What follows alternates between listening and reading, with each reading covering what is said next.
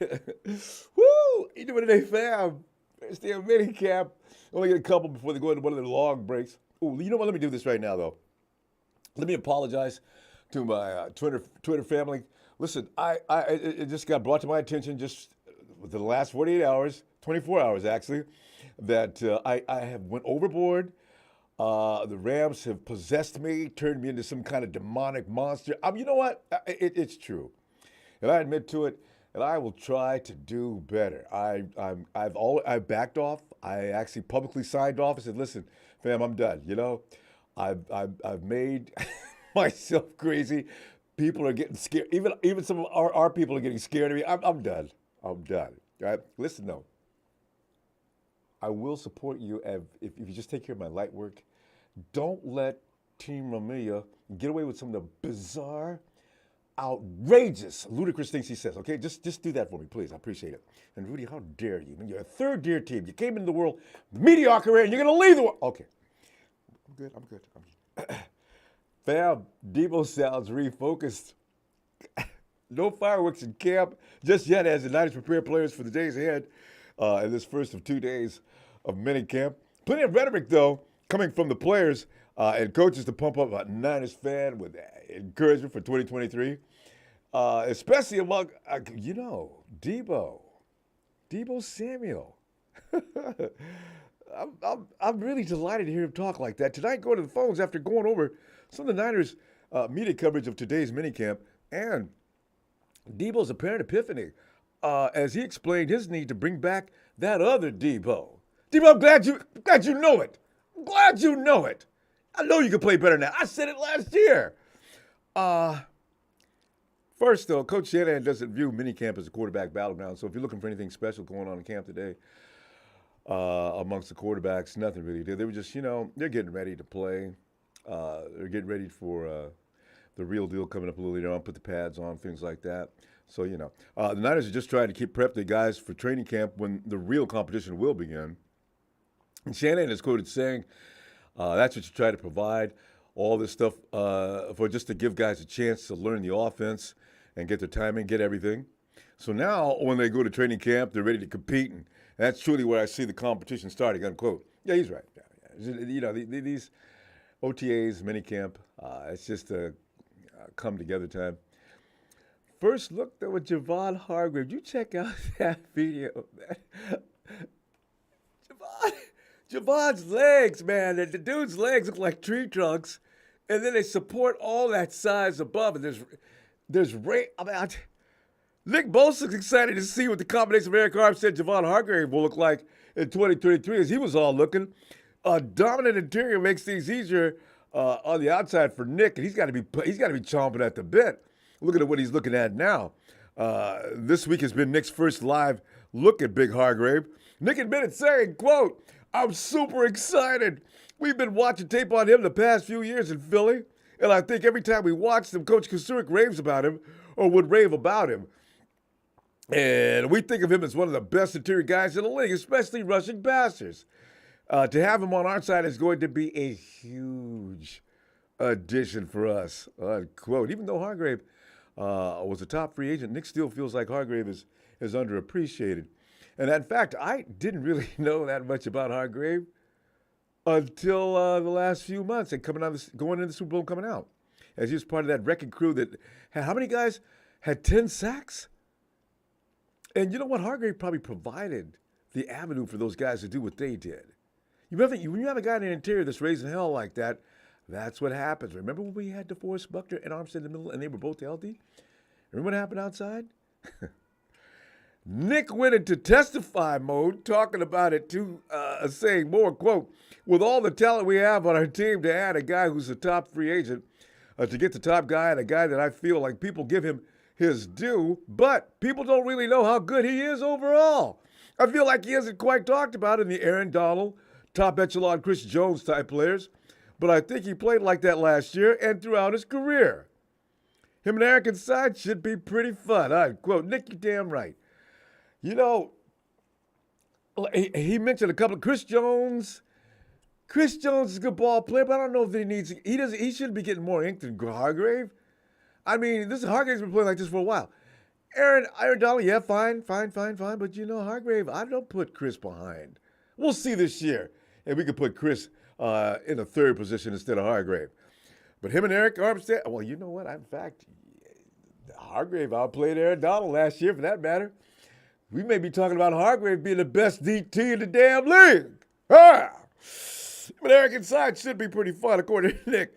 The Brock Purdy sighting. Brock Purdy was seen during practice. No, he wasn't throwing. However, the Niners have been happy with his recovery progress. Shanahan said this about that. He's right on pace. I think he throws 3 times a week.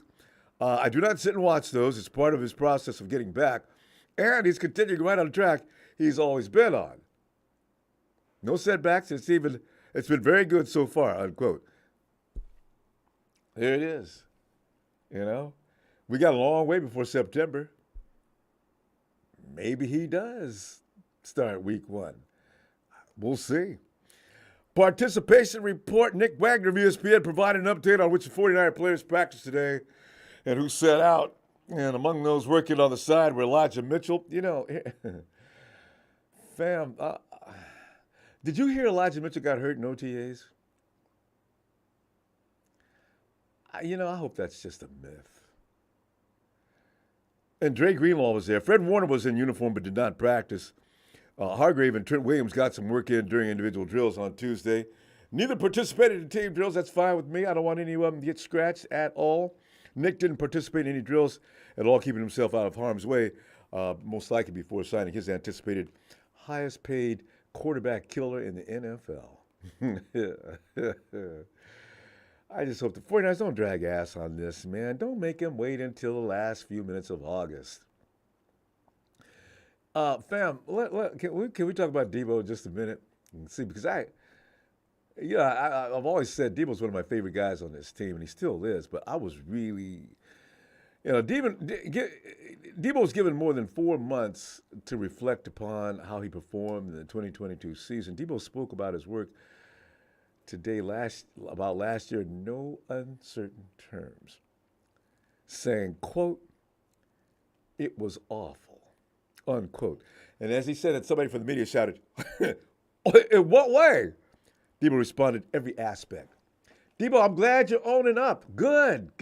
See, because the first way to make a correction, and like a lot of Rams fans should do, is realize that you messed up. You don't know what you're doing. Well, the Rams fans, another story.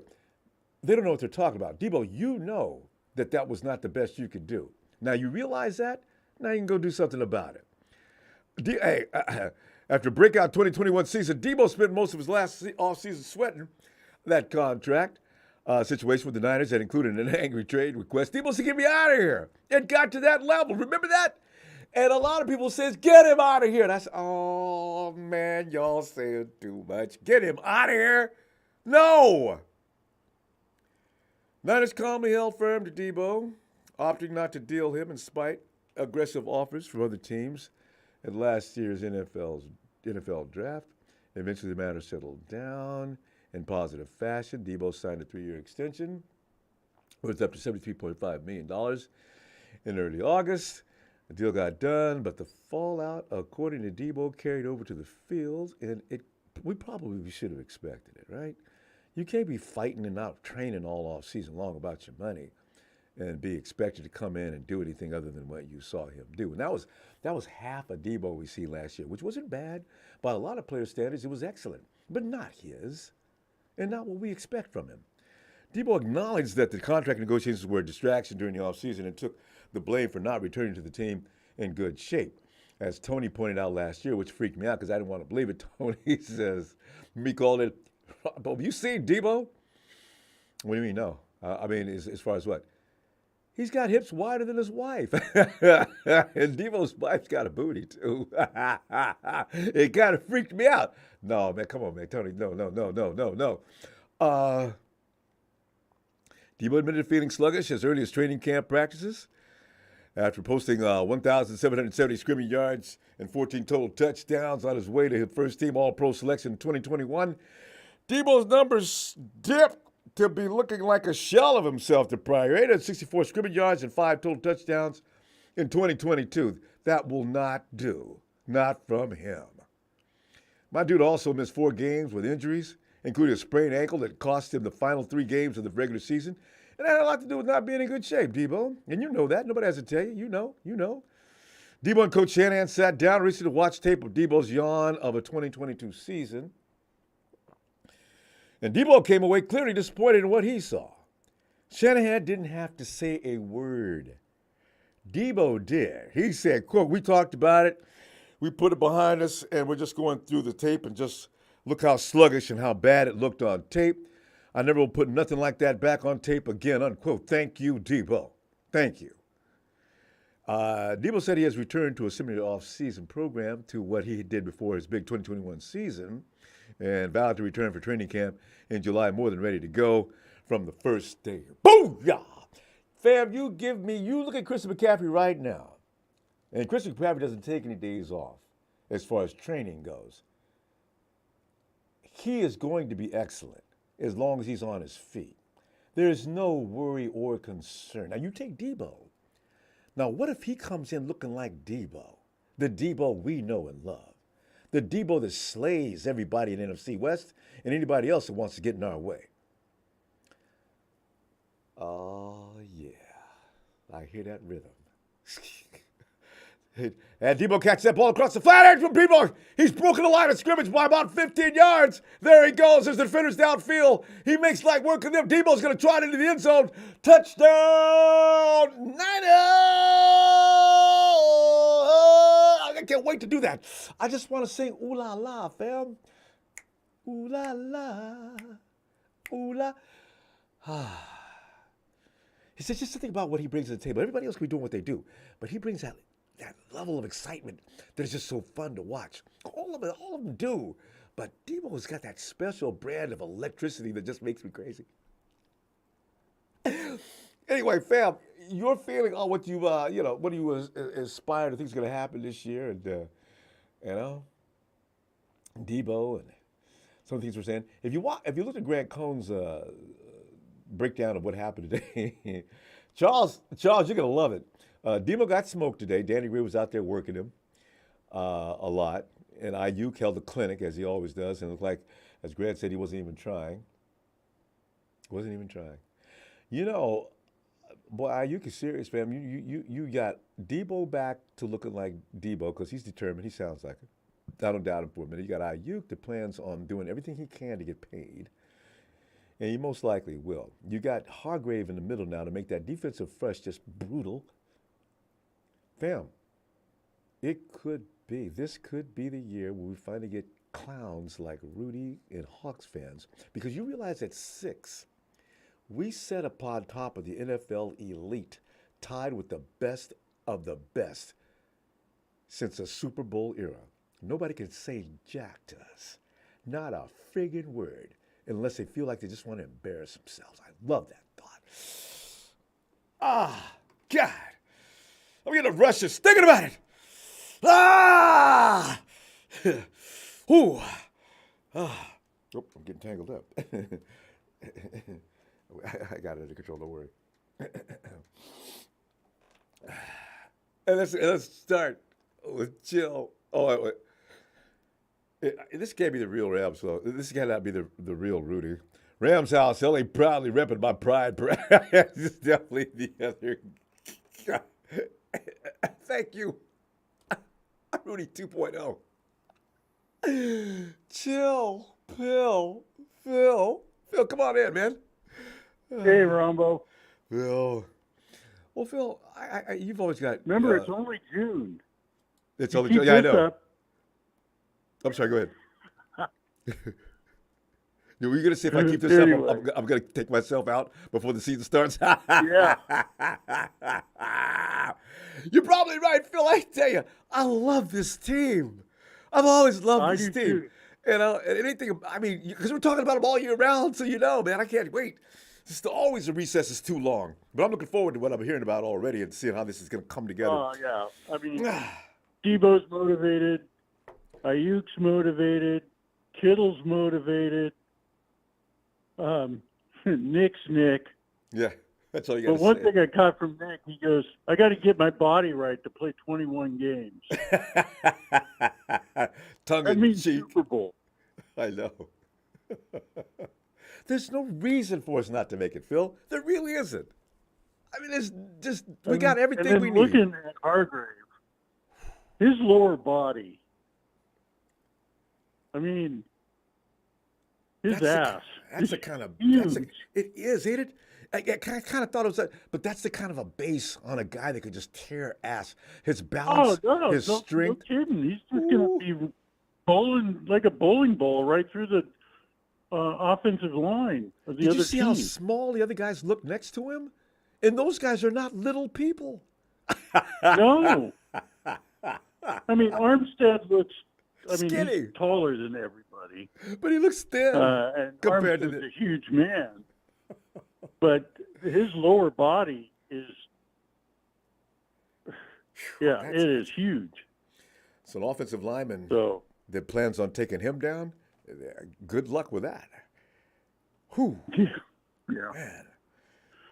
But anyway, Ronbo, I'm looking forward to it. Everything's looking good so far. And, some guys are going to step up. I didn't realize you were having a show yesterday, or else I would have called in. But No, I didn't make it yesterday. Or did I? Oh, yes, you yes. didn't? I forgot. Yesterday was Sunday. I see. You're right. The saw 49ers something are on making the- me crazy. I know. Yeah, we did. You said Tuesday, but today's Tuesday, Ronbo. I mean, what? My God. But anyway, I'm losing my I'm mind. looking for. I like what I saw. Some guys are like Danny Gray are impressing people, and All right. some of the other second-year guys are impressing people. So Womack look good today. great. I Jordan Mason. They say he's looking really good. that he may actually, and whoever said he can't catch passes out of the backfield, according to the report, I don't know what they were talking about. Jordan could be the number 2 guy. Elijah's not going to stay on the field. Phil, we've got to come to terms with that. Elijah's going to come in. He's going to tear ass as long as he's out there. Well, but he's not going to be out there long. Elijah's a good back when he plays.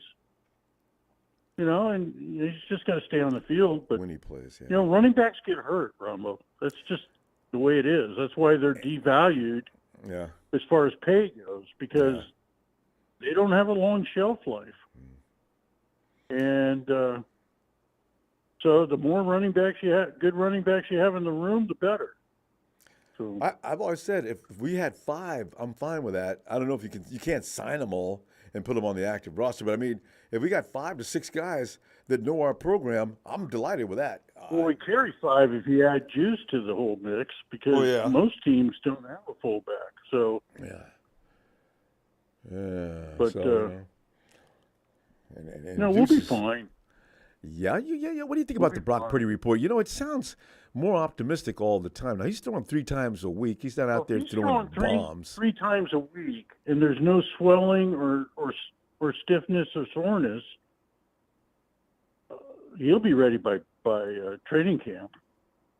Yeah. If he's throwing a football, the Duke, if he's throwing NFL football now, there's no doubt he's going to be ready. But, of course, Kyle doesn't want to watch it because he doesn't want to push Brock to throw beyond what his trainers are telling him what to do. So, good point. he's going to probably want to impress Kyle and do something stupid. Yeah. So Kyle needs to stay away from that and just let the trainers work him. And when he's ready, he's ready. So I think that's a good move on Kyle's part. It is good. Did you see what Greasy was saying about Brock? I found that very interesting. He said, no, Brock's got to get back. He's got a lot of things that he needs to adjust and he needs to make better. And I said, okay, good. Don't let him think that he's the absolute shiznit. Let him know you got a lot of things you can do better. So let's get to work on that. Good. I was enjoying Greasy's summation of that.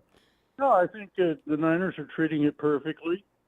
And they're letting Trey get better, and even Kittle said Trey's improved quite a bit from last year. Confidence. His throws. Yeah, he's looking like he's having fun. He's just a better football player than he was last year. And that makes sense, though, because, the guy's coming off. I like injury. the quarterback room, and these guys are working hard, and let's go, We've got a few months to get everything going, and we've got the players. They know, Phil. And they know what they're capable of doing. They saw what they did last year. They know they left something on that plate. That's confidence is everything when you're that talented of a team, and that's all I want to hear from you guys. Know you can do this, right? There's nobody who can beat you but you. Ha! Well, I think they believe that for sure. So, and I believe it. Absolutely. Nobody's going to beat them. They're going to beat themselves if they lose a game. So, Eagles, I can't wait. That'll be a measure right there. Rams fans. I'm done. Ronbo. I really am. God, they piss me off. I'm done. They are desperate. I know. They're desperate. Jesus. They're pawing at anything. If they get under your skin, they feel good about themselves, but they know their team sucks. That was pointed out to me. I realized when you give them energy with anger, that's why I said, you know what? That's absolutely right, and I know that. I mean, look at the chat. You look at the chat on this channel. Half of these guys won't be here by the halfway through the season. As usual. Their team will suck. Every year this happens. Remember the Raider fans? We don't even see Raider fans anymore. They don't even show up. A few years ago they were all over the place, and now they got nothing to say. Love it. Yeah, I mean, that's the way it goes. Yeah. I mean, we're competing against basically 2 or 3 teams in the NFC. What? Philly, Dallas. Other than that, maybe I don't think there's always a couple of surprise teams. The Falcons are probably going to be there. The Lions are going to be competitive. And as Tony the Lions are still a 500 team last year. But they got a long way to go. I mean, they were a 500 team. You get a piss. Don's going to be in here on us. Wait for it. No, he's not here. Good. Still, you can't argue that they weren't a 500 team. They were. I'm not. I would dare not offer that kind of argument. We gotta go. The NFC East, they went from the worst division to one of the stronger divisions because their schedule was easy last year. They played the AFC South, which has Texas, Jacksonville, Indy, and who's the 4th team in that division? I think they lost to a couple of those teams. But they all suck. In that division, too. They lost to Jacksonville. And then they played the NFC North, which is Chicago, which was the worst team in the draft. They played the worst team, the second to the worst team, Phil. Texas, who had the second pick in the draft. And Indy they almost had the lost that game. Pick in the draft. Phil, we got to go. They played everybody in the top 7 picks of the draft. So, yeah. But Phil, we got to go. I tell you what. Now, when they play the AFC East, yeah, and us. Yeah, and that's all there is for us to work with. But I'm looking for the Falcons at least to be a fight. Phil, we do have to go though. I tell you what, I won't be able to make tomorrow's workout, but I'll be back Friday, and we'll go over it. Friday, okay. Yeah, all right. Appreciate you, Phil. You know that. See you in a minute. All right. Talk to you later. All right. Bye. Phil. And let us bring JJ in. JJ. JJ. JJ's probably there he is. JJ's in his big rig, and he may be going to stop over to go to the bathroom. JJ, you don't have a bathroom in your cab? No. I got a bottle. I do. I'm sorry. I got a Ram helmet. I'm sorry. Instead of just dump it out here and there. JJ. Yeah. Camp was interesting today. Some of the conversations that were coming out of camp today were the most fun. The workout was the workout, but nothing happening really serious about that though. But I got a kick out of what the coaches were talking about and some of the things they expect from the players. And Nick Bosa's assessment of Hargrave, that was right on target. Kyle Shanahan bubbling about what he's got going on.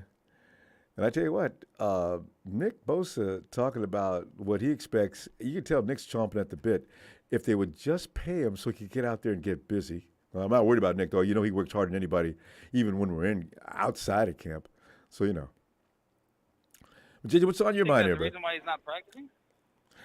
Well, he didn't say, but you can assume he can't be out there running any risk of getting hurt before the contract negotiations. So, I mean, what do you think? Did he say why he wasn't working out? No, I told you in the last thing. I don't try to do that. Body language, baby. I can see in his voice. He's saying this and that. I don't read into all that shit. But I gotta admit, I can't stand this time of the year because it's super quiet and I know. Big Show gets weird talking about animal sacrifice and all that shit. But I just happen to listen today, and I am all smiles, Ronbo. I can't. I've never seen. This is a complete team, Ronbo. I even posted it. I think it's full on Super Bowl this year. I don't know if we'll win it. I don't know just yet, but the depth at every position is insane. I mean, we have 3 quarterbacks at this point that they're all very promising. Brock Purdy, if he's exactly the same, come on. This running back room. I keep telling people, Phil just said it with Jordan Mason. I've always been a Mason fan. This kid is amazing. And then Deebo just made me all smiles this entire press conference. I was like, didn't he? Come on, man. So glad to hear that. Yes. Oh, my gosh. And Not only that, but what fault, he said Deebo. about Ayuk. But what he was saying about Ayuk, too. It was like, man, this is a complete team. And I didn't even touch on the D-line, dude. Man, people forget about Kinlaw. They forget about what they said about Drake Jackson. He's bulked up like crazy. And Hargrave is just going to – oh, man, bro. Let's go! Ooh. Hey, but you hear Kasurik talk about – because Kasurik is the reason why Javon Kinlaw's on the team to begin with. Remember, Kyle Shanahan said that Chris Kasurik is sending me text every day before the draft about Javon Kinlaw. Okay, now Kasurik is sitting there now. This is the first offseason he's had healthy. He hasn't missed a day. He's stacking days. He's doing a great job. He's coming up. JJ, do you realize if his potential is reached, there's nothing on God's green earth that's going to help an opposing offense? They're dead. That's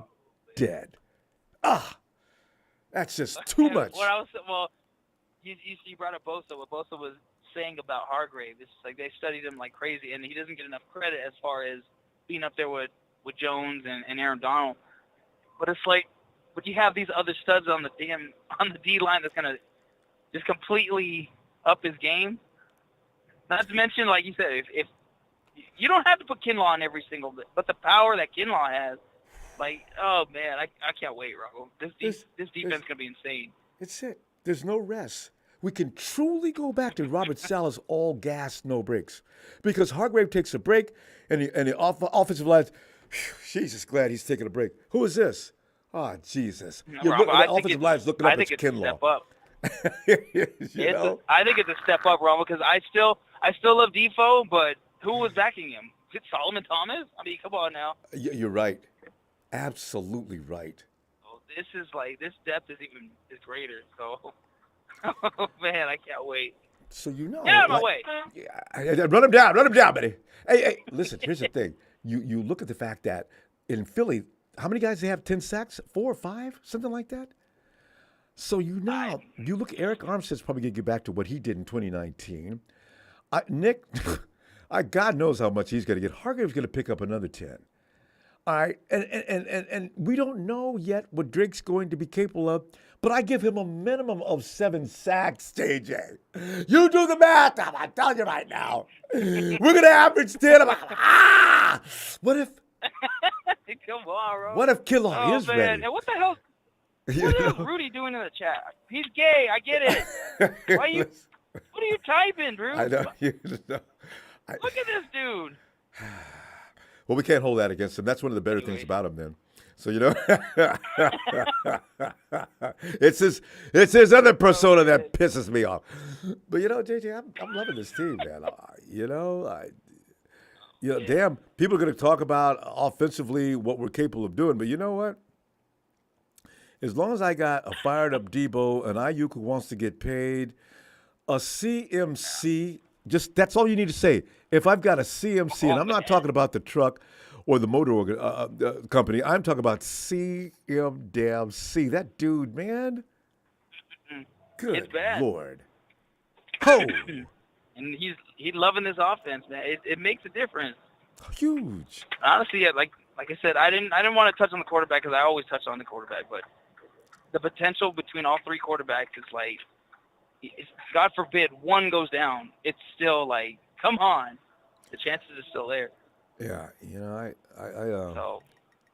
I can't wait to see how the quarterback competition is one we're going to be watching. It's probably going to take over the show. Probably midway through the season, we look at other guys that are doing great things.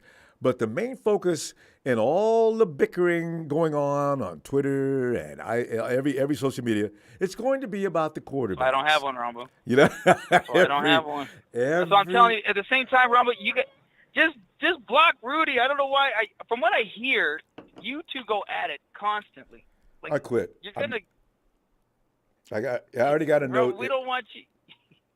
You're gonna die of high blood pressure, my friend. No. I'm done. I already got a note in my DMs, Ronbo, man. Remember the old saying, man.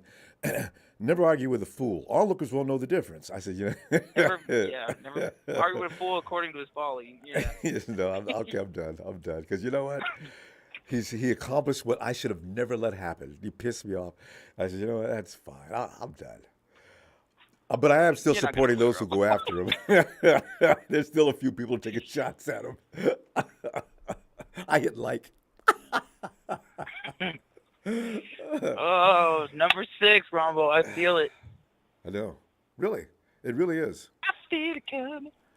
This could be the one because I don't know what would stop the 49ers. The NFC is not that tough. Aaron Rodgers is gone, if that was a threat in the first place. The Rams are just, that's just a heap of trash. The Hawks. He thinks he's going to the Super Bowl, too. I know. The Hawks are going to be a challenge to a degree. But as far as overcoming the 49ers, I don't see that. Well, a little bit. They've been working hard. Carroll's a good coach. I hate to admit it, but he is a damn good coach. Yeah. Gotta give credit where it's due. So I don't want to split with him though.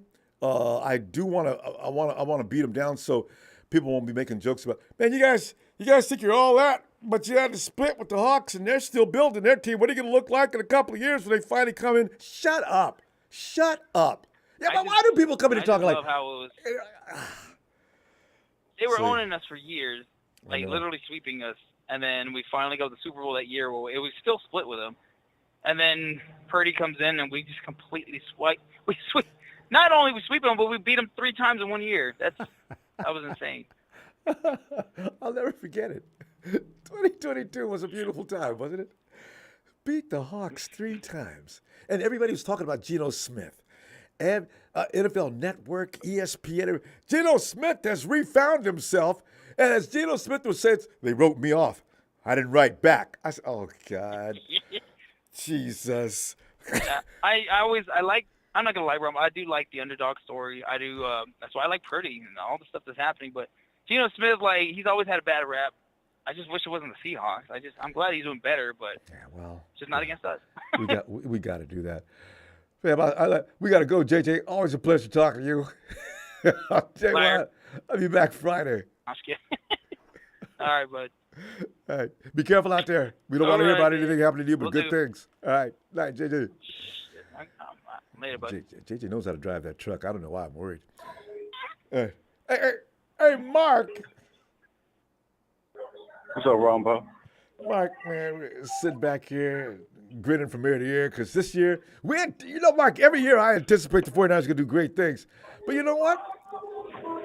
This year, I don't know why other teams shouldn't be scared. If you're not a 49er fan, you're in trouble. I say that with no shame. I really do. Did you see Hargrave walking around there today? I didn't realize he was that Oh yeah, I saw him. big. I saw Damn. him. Oh. So you know. Well, Ronbo.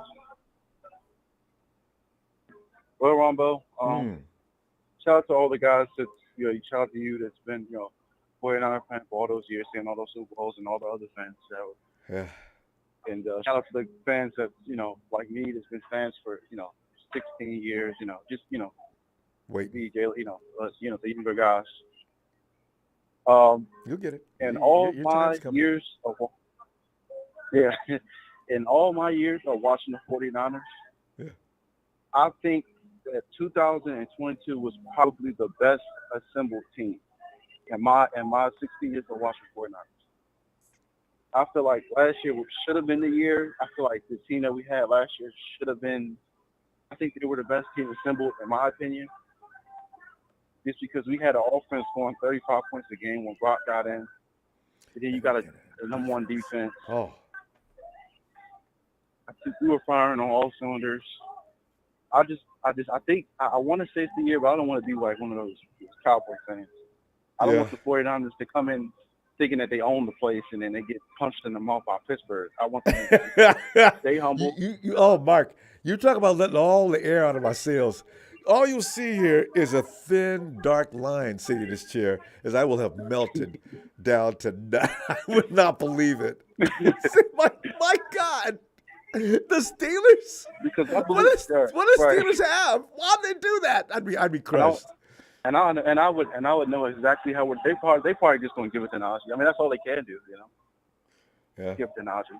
That's the only way I can see them beating us. I don't think they are though, but I just don't want them because they know they're a Super Bowl team that can win it all.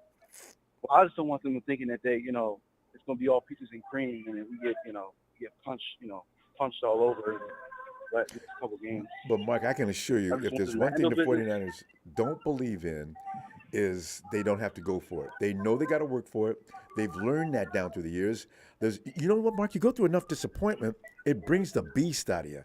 The 49ers are sick and tired of letting mediocre teams like the Rams beat them in NFC CG. If for not the accident that took place last year, the Steelers, Philly was not going to beat the 49ers. There's these weird things that continue to happen. They've got to stop at some point. I think this might be the year. Yeah, and I think the only younger guys that I know in this show is me and Jalen. But I know there's more.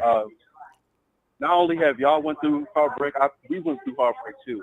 I remember in 5th grade when the 49ers went to the Super Bowl and Jacoby Jones taking that kickoff back to the house. I just dropped to my knees. Mom was like, "What the hell's wrong with you, boy?" It's devastating, ain't it? Worse than that. How about what's his Kyle? What's that? You know what? I've erased his name from my mind. Remember that against the Giants? That Kyle Williams. God, man. Oh man, Kyle. Remember? I had to go in another room and cry. Mark. Yeah, what was our game? We would have played New England. Yeah, that was it. Man. I still can't believe that had Eli Manning dropped down there, man. Manning's got 2 wins against the Patriots, 2 Super Bowl wins, and they're arguing whether or not he should be in the Hall of Fame. Oh yeah. What about 20 the next year? Prior to me falling to my knees in 5th grade, what about the next year, 2013, when I was in 6th grade? And I watched it was like slow motion. The ball was just in the air for so long. And all I can remember is just like, oh, yeah, it's over. And that, what's that linebacker? Malcolm, I don't know. It doesn't matter now. Coming down with it. I was like, yep. I couldn't believe it. I just dropped to my knees again. And there was Richard Sherman. That's what you get when you put up. What do he call? What did Richard Sherman call? What's his name? What kind of? Mediocre. Yeah, mediocre. Mediocre. Mediocre. I said, who is this dude, man? You're right. That's when I really started hating Richard Sherman. Oh, everybody did. I know Crabtree wasn't fantastic, but sure. Man, come on, man. You ain't got to be that disrespectful, man. That's outrageous. And you saw he didn't go over there on Anquan Bodie. You know Anquan Bodie. I know, right? He wouldn't take all that. Yeah. Sherman never has ever said a bad thing about Anquan Bolden. He never, and when he tried to deal with Anquan Bolden, he didn't do well. It's pretty funny. Yeah, oh yeah. We've had the younger generation of guys. We had our fair share of heartbreaks too. But last year it was it was weird how it happened. I wasn't hurt. I was just like, this is really how we're gonna go out. This beautiful season, and this is how we go out. I was numb to it. It's a weird feeling, isn't it? It's a very weird feeling. And the season's over, and all you can think about is how much time it's going to be before we get back out on the field. Yeah. So this team is pretty good. That D-line, man. That D-line. I think they're going to do what Philly did. Philly had 11. I think they had 11 sacks on all the guys had 11 sacks. I think we could do that. I don't know. They must not rotate it or something because we're going to rotate. I don't know if we're going to have that many guys getting double-digit sacks, but we're going to have some. We're going to have more than 2 or 3. I got a feeling 4 minimum because the quarterback's got nothing he can do.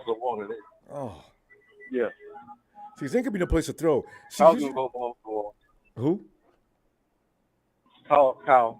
I think he's gonna go balls to the wall this year. I think he's throwing all his cards on the table this year.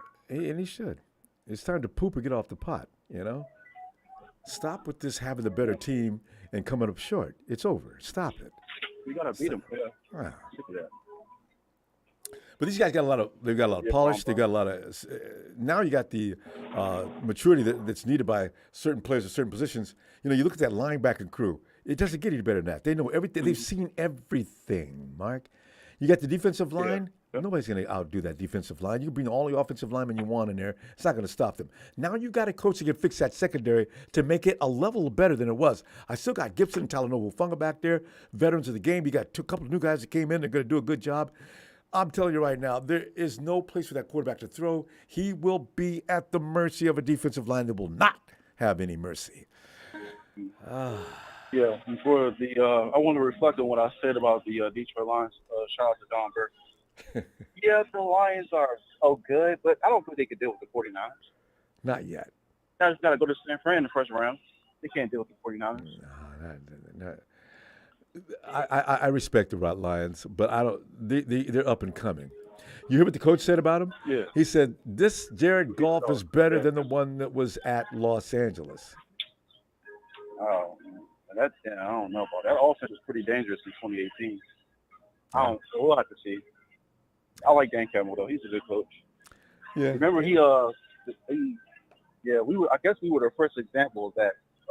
We beat their brains out in the beginning, and then all of a sudden they just start marching back. I'm like, oh god.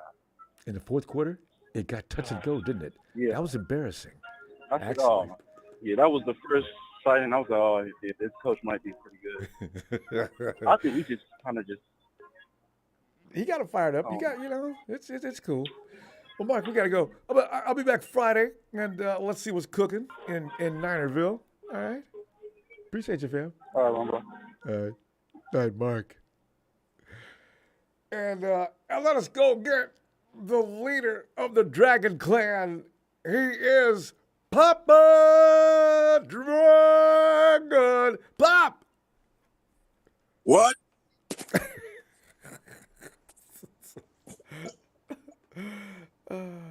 If you think the 49ers are going to get number 6, give me a hell yeah in the chat. Oh, hell yeah, chat back. Oh, there you go, chat. Give it a hell yeah. And get a couple, crush them together and drop them down. Yes. Or do you think that jackass Shanahan's going to choke again in the big game and they won't make it at all? But hell no on that. There's no more chokes, no more flub-ups, no more mess-ups.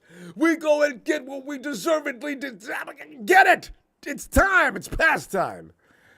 What I noticed today was the second player to kind of just fess up and just take accountability for their own actions, to break away from the Shanahan. I don't take accountability for him.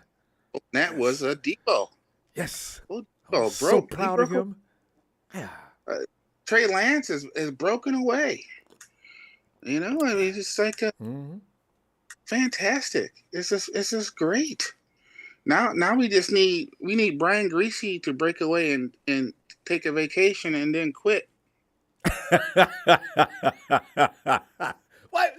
would you say that about Brian? Because that dude ain't no coach. Well, see, I said that last year, but the quarterback seemed to like him though. Man, liking somebody is liking somebody. I mean, they probably like that. They probably like the people that work in the kitchen. I know I would. You know, boy, me and the kitchen folk would be close. Ooh, we'd be close. I love good cooking. I'm just saying. No, I mean, first day at minicamp, first day at minicamp got moved up because, this team, we always start so fast that we didn't need a full OTAs to work on the offense. We got, some young guys on the line, and we got hopefully somebody who is, I don't know what to say about this dude playing right tackle. Who is he? What's his name? Yeah, I know. It doesn't matter what his name is.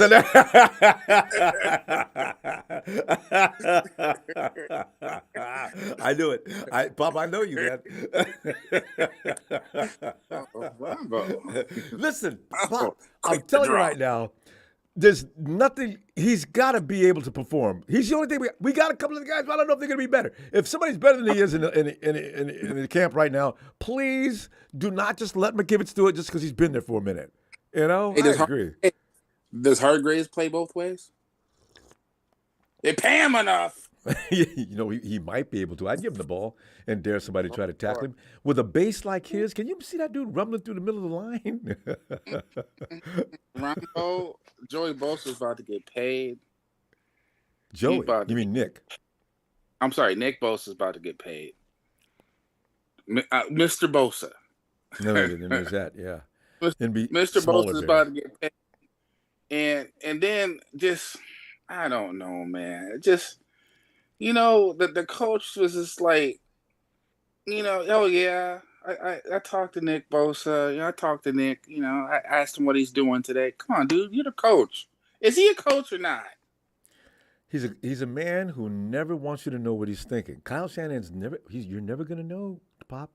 No, and then we're gonna find out later. He's not that sharp. You know why he doesn't want us to know? Because he don't know. There is that possibility. He don't know. I don't watch him. Well, you're right. He's telling the truth there. He doesn't know what they're doing. Look, it would make more sense to me if when Shanahan talked, he was cross-eyed because he says some silly crap sometimes. I don't really care about the mechanics as long as the ball gets there. Oh no, we don't really teach them about this and that. That's not our job. Man, your job is name head. You know what? If I had a son and I had a coach like that, I'd be so mad. I'm not even. You know what? Here's the deal. This team is freaking loaded. We are about to have the 49ers are about to have a multi-$100 million defensive line. Okay, we're gonna have about a $25 billion offensive line. But the point is, Ronbo, the man that makes it all go. The man that makes it all go is Kyle Shanahan. Yeah. Kyle Shanahan cannot pull up lame in practice. He needs to be careful how he's throwing the football. I saw a thumbnail of him today on some news. I think it was on Twitter. Kyle Shanahan in the perfect quarterback pose. It's all about Kyle Shanahan, man. It's all about Kyle Shanahan. How you really feel about Shanahan? He's not a. You know what? He is not a PR guy. I have realized that about Kyle for the last couple of years. When he went off that rant, we don't even know if we're going to be alive Sunday. I knew. I said, Kind of stop it. You're embarrassing all of us. Okay. And then I had to laugh later. But you do. He says that was. He's. I still think he's sharp though, Pop. I just don't think he should be in front of a microphone addressing media people. What? I do. Let's just call it like it is. He is an offensive coordinator playing coach. That's what he's doing right now. He's an That happens to actor. a lot of people though. He's an actor. I don't care about the San Francisco 49ers. This is supposed to be the organization that just puts out quarterback after quarterback. Quarterback. You know what? I'd feel real good about number 6 this year if we had a Pro Bowl quarterback going into the season. Some guy that stays healthy 17 games. Yeah, I would feel really, really confident. But the fact that this team was right there and we lost the game because we had no quarterbacks, and still no one shines the spotlight on Kyle Shanahan just blows my mind. You're right there. You are right there. And where are we at this year? I don't know. We're right there. Know what? Just look at that team. They're there. God bless everybody. Go out there and execute. I'm sorry, guys. I gotta take it one game at a time. Otherwise, I'll go crazy. I don't want to have big. I'm taking one game at a time. I'm sorry. That's what I'm gonna do because I know in my heart of hearts that when we get there, when we get into the tournament and we start facing tougher teams, all those teams are gonna have quarterbacks. It just irks me that in our particular division right now, there's 3 quarterbacks that are Pro Bowl quarterbacks, and we have what we have, and that just, in my opinion, that sucks. And listen, we only got a minute. I want you to address this though. Okay, what quarterback do you want, and what would you have him to do? Because the fact of the matter is, you're going to have to pay that quarterback you're talking about a lot of money that you're not going to be able to afford some of the people you have now. There would be no Hargrave.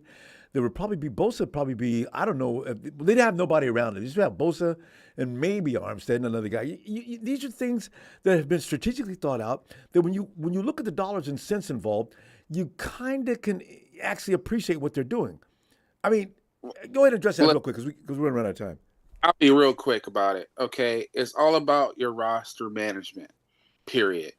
Okay? Having 4 players making that much money on a defensive line is borderline irresponsible because it takes away from the rest of the team. So exactly what you just told me right now is what we're already doing. So at this particular point in time, the 49ers have to win this with the plan that's at hand. That means it's defense, it's no breaks, and it doesn't matter who plays quarterback. It doesn't matter because it's Shanahan's going to score enough points. This is the bed that has been made, and we're going to lay in it because right now Nick Bosa is about to make quarterback money. Right now, it's money on the surface, Ronbo. When he gets his contract, it's going to save us money on the cap this year and probably next year because you structure it differently. It's the same thing if you bring a quarterback in. And I'll tell you right now, I'm going to end it right here. 2024, 49ers starting quarterback will be Kirk Cousins.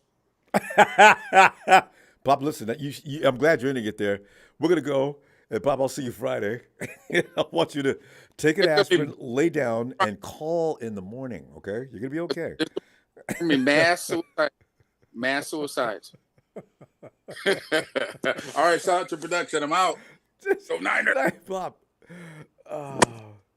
I will agree with one other thing that Pop did say, though. The quarterback doesn't matter. The other team's quarterback doesn't matter either. He's going down. He's going down. I mean, and some of them are going to go down really violently. Well, Big Show's going to echo what Pop said. I just know it. Big Show, get in here. You're absolutely correct. I'm going to echo exactly what Papa Dragon said, and I'm going to pick up after where he left off because I'm going to quote a very famous Hall of Famer, Super Bowl winning coach. If you have multiple quarterbacks, you have none. Yes, and those that's are the been exact said. words from John Madden, something along those lines. You know what I mean? Can you hear me? Yeah. No, I'm listening. Because it is a famous saying, and yeah. And that rings true. That's absolutely true. If you have multiple quarterbacks, you have none. You don't. Yeah. And how do you expect us to win a Super Bowl like that? Our roster is stacked. Our roster is talented. Don't get me wrong. But when you have a quarterback who's coming off of a severe injury, 2 of them, mind you, and you bring in a quarterback who is barely learning our system and has all the talent in the world, and he has yet to be coached up by a stable organization like ours, you don't know what's going to happen. And that's been what's not getting us over the hump. It's having a stable quarterback. And it's going to continue like this year, I'm afraid to say. And there's 3 obstacles we have to get over even to make the Super Bowl. Number 1, the league hates us. People keep forgetting about that. They don't want us to win a Super Bowl. It's evident. Yeah. Number 2, injuries. They always happen. We always have injuries every year, and especially at the most important time of year during the playoffs. And number 3, like I said in the beginning of my call, we have no quarterback. And like Papa Dragon said, we have no quarterback. I'm excited to hear Deebo Samuel say that he finally admitted he had a problem last year, that he was sluggish. And he went and fixed that this year by working out with DeAndre Hopkins, by working out with Saquon Barkley, and bulking up and trimming down, and he'll be more explosive this year. I don't have any doubt about that. And this is what I get flack for every year that I call. I keep getting called a whiner, but every year we always end up in the same position, wondering why. And I'm always right about that.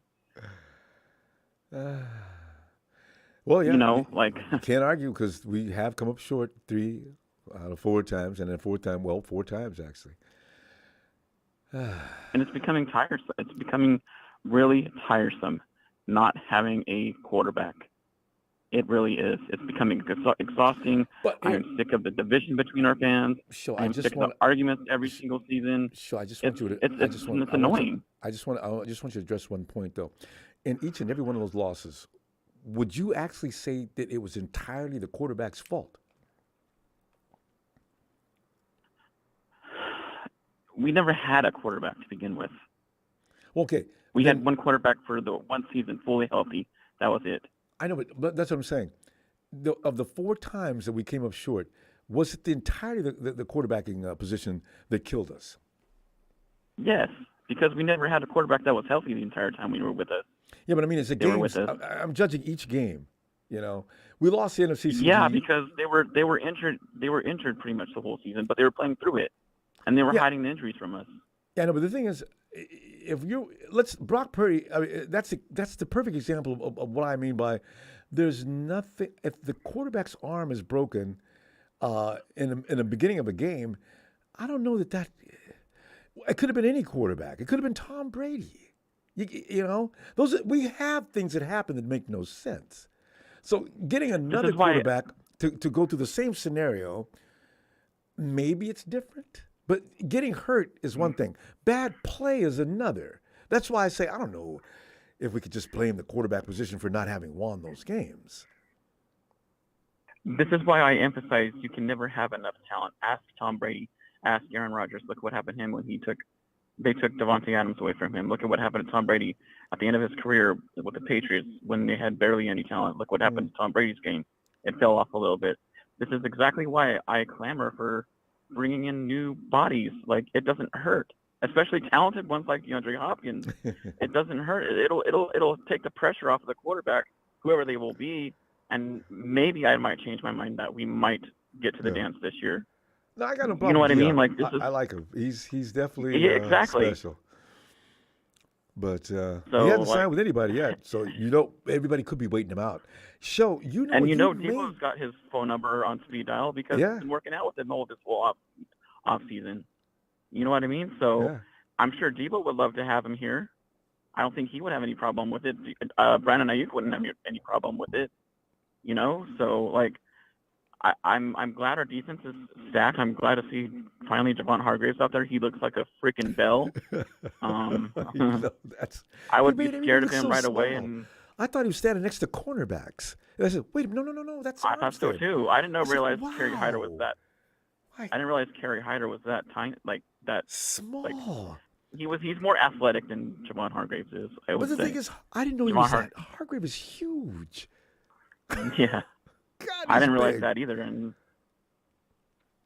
yeah, this is exactly why I clamor for bringing in talent. Like, you know what I mean? Because it'll keep our quarterback, the most important position on the field. I don't care what anybody says. It'll keep them stabilized throughout the entire season. It'll keep them, give them more options if nobody's open to get the ball out quicker and avoid injury. Well, we're going to go through that show. You know what?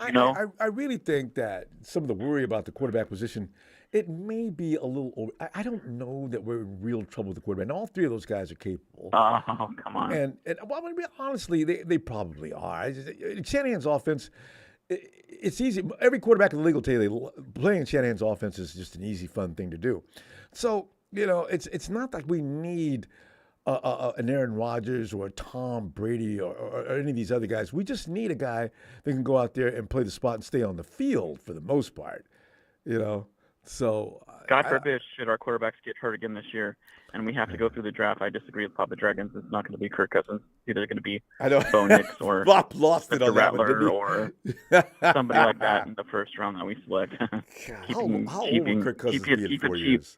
Keep it cheap at the quarterback position is exactly the mold we should continue to follow. And what's the Bo Nix sweepstakes? is actually a really decent quarterback. What is the quarterback sweepstakes next year show? Who is that guy that everybody's talking about coming out of the draft next year?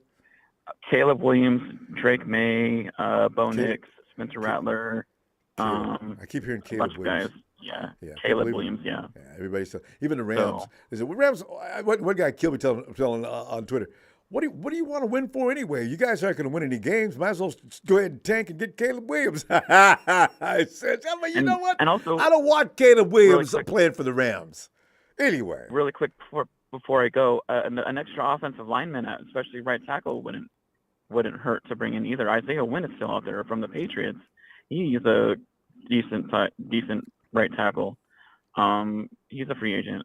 So like any extra body would help, especially the ones with a significant amount of talent that they have that are in completely different zip codes than Spencer Burford or freaking Colton McKivitz. You know what I mean? Isaiah Wynn is a lot better than Colton McKivitz, I think, and more experienced and better, more polished, and a good pass blocker and run blocker, etc. You know what I mean? So yeah, I agree. But you know what? I think they have a certain amount of cash they want to spend on each position. And I think they've spent their wad on that already as far as offensive linemen go. So don't worry about other people's money. I mean, come on. Well, I mean, I'm thinking what they're thinking and why they won't go anything beyond that. That's their problem. That's what frustrates me, and I'm sure other people. So you're gonna be happy. I'm telling you right now, all your frustrations are gonna be ended this year. I hope so. This is it, Joe. And then we can look back and laugh at how we went through this in June. And say, I told you back in June, don't worry. This team is too good. And look around the league and see other teams. Do they look this good? We're okay. So, I don't know. I'm a little on the fence right now. So you'll be okay. We'll see. We will see. All right. Shout out to everyone. Y'all take care and have a great night. You too, Show. Looking forward to hearing from you Friday. All right. All right. Hey, and there he is. Hey, Tony. I come from the land down in Ronbo. T.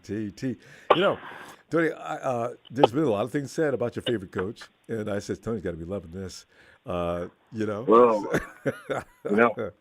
where I'm going to kick off from, don't you? Yeah. Go ahead. Let me tee it up for you. All right, here he comes. All right, Tony. Did you see that interview with Gracie, Ronbo? Yeah, I did. That was very disturbing, wasn't it? Are you serious? Yeah, I know. That was. Are you serious? We've got a Super Bowl winning team, and you bring me this guy? Yeah, he said some of the wrong things for me, too. I didn't really. I mean, come on, Ronbo. What? Oh, we felt sorry for what's his name? The dude that they just got. No, not Trey. Trey threw him under the bus. The other guy. A quarterback? Yeah. That fourth Donald. kid that we just got in camp right now? Donald. No. Sam Donald. Oh, He Sam. goes, Okay. Yeah. We felt sorry for Sam Donald, you know, everything that he's been through. So we brought him over here because we thought we could give him a chance to win. What is this, a halfway house or a rehab center? Yeah. I thought you're supposed to bring me a quarterback that's going to give me something and show me something. All right? Poor old Trey Lance went and trained. Now I know why the guy booked himself in for therapy. All right? I'm starting to put it all together. This guy went and trained with Patrick Mahomes and his coach and Jimmy G's ex-coach and you supposedly got a quarterback coach on your team. Why didn't this guy train with him if he's so good? Yeah, I was mocking him about this last year, and he said some things that an inexperienced. I think he doesn't know what he's doing yet as far as PR. He even said and how to. And he said his experiences and how to deal with you guys. Greasy, you don't. That's not what you say. Quarterbacks will throw like quarterbacks throw until they run into problems. Well, what kind of a coach says that? You can't even recognize. You don't even. I mean, if I said to you, Ronbo, instead of this guy on this team, would you take Joe Montana or Steve Young or Greasy? Which one would you? Yeah, you're not going to pick Greasy. I know that for sure. No. I'm going to go with Joe. All right. I still think he's better than Steve. And Steve was good, but yeah. We know now who carries this team. It's Bobby Turner, Chris Kasurik, and the defensive line coach, the new one.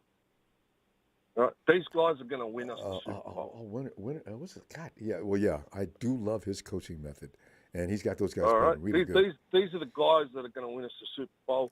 And I remember Trez came in at the end of the year, pissed off as hell, and he was right. Shanahan is a systems coach. He just hands you a playbook, learn this, and you will do as I say. No. You're not ad-libbing. You're not, if you see a hole running through it, you're going to do this. You're going to do that. Mr. Quarterback Killer. And he turns this whole thing into a quarterback competition so he can distance himself, and then he's going to get players involved, and they're going to have a vote as to who should be starting as a quarterback. And then again, it's not going to be his fault. But what worries me, Ronbo, is the first game. All right? The first game, if Brock Purdy's in the first game, you ever heard of a bloke called TJ Watt? Yeah, he can't be TJ Watted. No, that can't happen. You're right. Mate, that guy had 13 forced fumbles or something in 1 year. And unlike Nick, he doesn't hit the quarterback gently. No, he doesn't. And I'm not playing Brock Purdy in that game just for that reason. But remember... And if he does play him and he gets injured, all right, who's he going to throw in? And why is he sharing first-team snaps with Donald for? What for? It should be Trey and Brock. I have a theory on that, but I'm trying not to say anything about that because you know what? So if Brock goes down, is Donald going to... I mean, he already done a check down in practice when someone was wide open. He threw the ball in the dirt. That's with no one running at him, Ronbo, with no pressure. I know, but you know what? Do you see how Kyle talks when they ask him about Trey, when they ask him about Brock, and when they ask him about Darnold? I know somebody said, don't be reading body language. You're going to get it wrong. Kyle seems to really get pumped up when he's talking about Brock. I mean, really high. I never seem to get that excited. When he talks about Trey, he seems to be Brock fell into his lap. True. But I mean, looking at who he likes, and when he talks about Sam, he doesn't say anything really high or low. He deadpans. So I'm wondering. Because he doesn't want to put himself on the chopping block, right? Yeah. He's not a decisive coach. He can get away with liking Brock, but he doesn't know what to do with Trey and Sam. That's why he brought Sam over He in can the get first away place. with liking Brock because Brock looks better for his bottom line, his win-loss record. And Brock's right? won most of the people over as being at least competent, you know? Okay, but if he puts Donald in and under pressure, this guy starts throwing pick sixes and God knows what. See, you're right. Shanahan's going to he's going to get eggs thrown at him coming out of the tunnel. People are going to keep eggs somewhere just to get him, you know? So, Mate, you know. This is the year for Shanahan to do it. All right? This is the year. Has to be. All right? And someone's going to make him look good, I hope. But my bones are clattering if he plays Brock Purdy in the first game because I'm scared of TJ Watt. All right? And the reason why I wouldn't play Brock Ronbo is because I hope Chill Pill feels right. I really do. I really hope feels right. And McKivitz is all that in a bag of chips. But it hasn't been proven. We haven't seen it. At least see it for one game before you commit the kid. Throw Trey Lance in for the first game and let's have a look at this right-hand side, see how it's functioning. Right, because you don't want to lose Brock Purdy in the first game of the season. You can experiment with poor Trey in the first. How about maybe throw that fourth kid in? You know? I mean, you know what? No. I don't want none of the first three guys to get hurt, you know, in the first game.